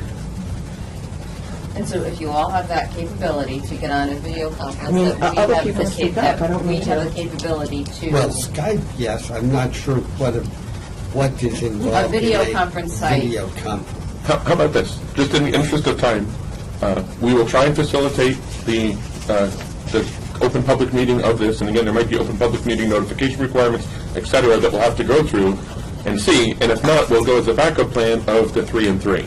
But either way, we will try and expeditiously find a way for you to have the appropriate time to consider, deliberate, and provide what additional information you need through either avenue. And the ideal avenue would be face-to-face, not practical. The secondary avenue that we preferred would be Skype. The tertiary avenue will be these little tandem phone conversations. Agreed? And OFS will facilitate it, so there's no vote necessary. We will just take this action and facilitate and move forward. Good? Apologize for trying to steer you, but I just want to make sure we have enough time to get through the next 4,000 pages of the agenda. We're on new business, item number 6 on the agenda, which is the annual summary of DNA labs. Brian, how can we move through this efficiently? Historically, this is something that, you've been provided, you've looked through. If there's any questions, this is just a summary of correspondence that the labs have sent and that OFS has. It's kind of a pro forma thing that's part of it. So, this has not historically been something where there's been much, or I should say actually any discussion on, but, not again to push you through on these things. I've looked through them, I have nothing major to say. Does anyone have anything they'd like to say about I this? just think they're nice. It's very helpful. Compilation of everything. Item 6B, the partial match update. Brian, are you Yep. ready to provide a Yep. verbal report? I can give a very quick one. To date, there's been 85 names requested from the partial match program. The statistical evaluation could not confirm in 34. There's been 48 names released. There's 3 that are currently in the pipelines waiting for some statistical evaluation. Of that total, 44 are closed, 4 remain active, and some are waiting for their first report. As a result of the partial match program, there's been 2 arrests and 1 conviction. So at this point, the arrest is still in the pipeline. So that's kind of where the system's at. The ones that are open right now, the active cases, as I said, there are 4 active cases from 2 jurisdictions. And what are the charges on the 4, 2, and 1, the active, the arrest, and the conviction? Okay. The active ones, one is a robbery, one is a sexual assault, and there's 2 homicides. What was the other one you're asking about? The 2 arrests? A serial murder and a breaking into a vehicle. I forget the exact charge, but it was a robbery, like a breaking into a car charge. And the conviction? That was for the breaking into the car. So the serial murder one is still pending in the courts. The arrest has already been made. That was a Suffolk County case. So that's Any major glitches with the partial update or partial match update issue? not for this one. Lab disclosures, item 7.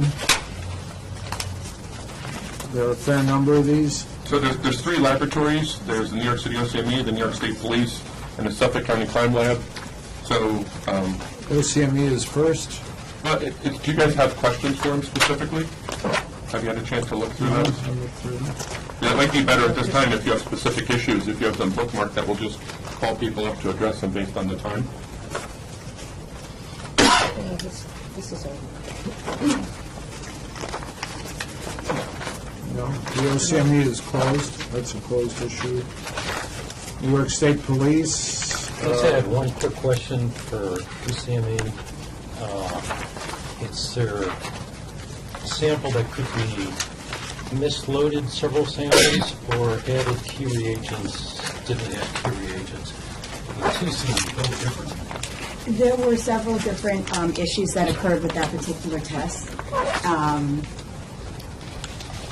Some of it we corrected with our changing our witnessing stuff, so it's more standardized, and we're going to have a formal write-up of that. Some of it was due to analyst inattentiveness for a very particular reason that will also be in the official write-up. And some of it will actually be helped when we move to Quantrio, as opposed to what we're using Rovergene right now. So the 2 of the issues were analyst inattentiveness. Good. Any other thoughts, questions, concerns? All right, so if that's said, then lab disclosures are closed, and we're on to executive session. Which requires a motion. A motion must be made to enter into executive session.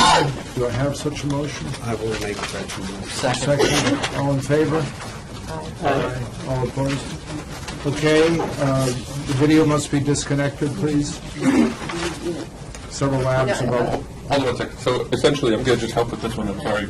So I'm going to modify the motion to talk, is it specific language?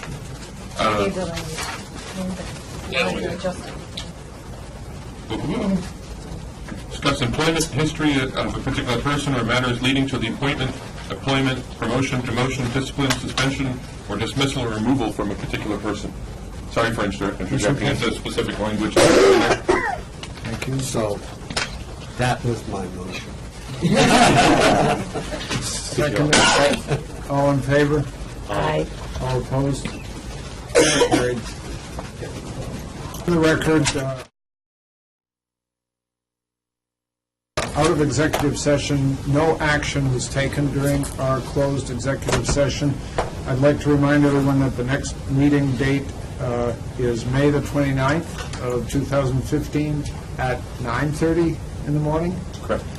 Here in New York City, and I'd like to have a motion to close this meeting today. Do I hear such motion made? Seconded? Second. All in favor, say aye. Aye. Aye. Any opposed? The meeting is adjourned.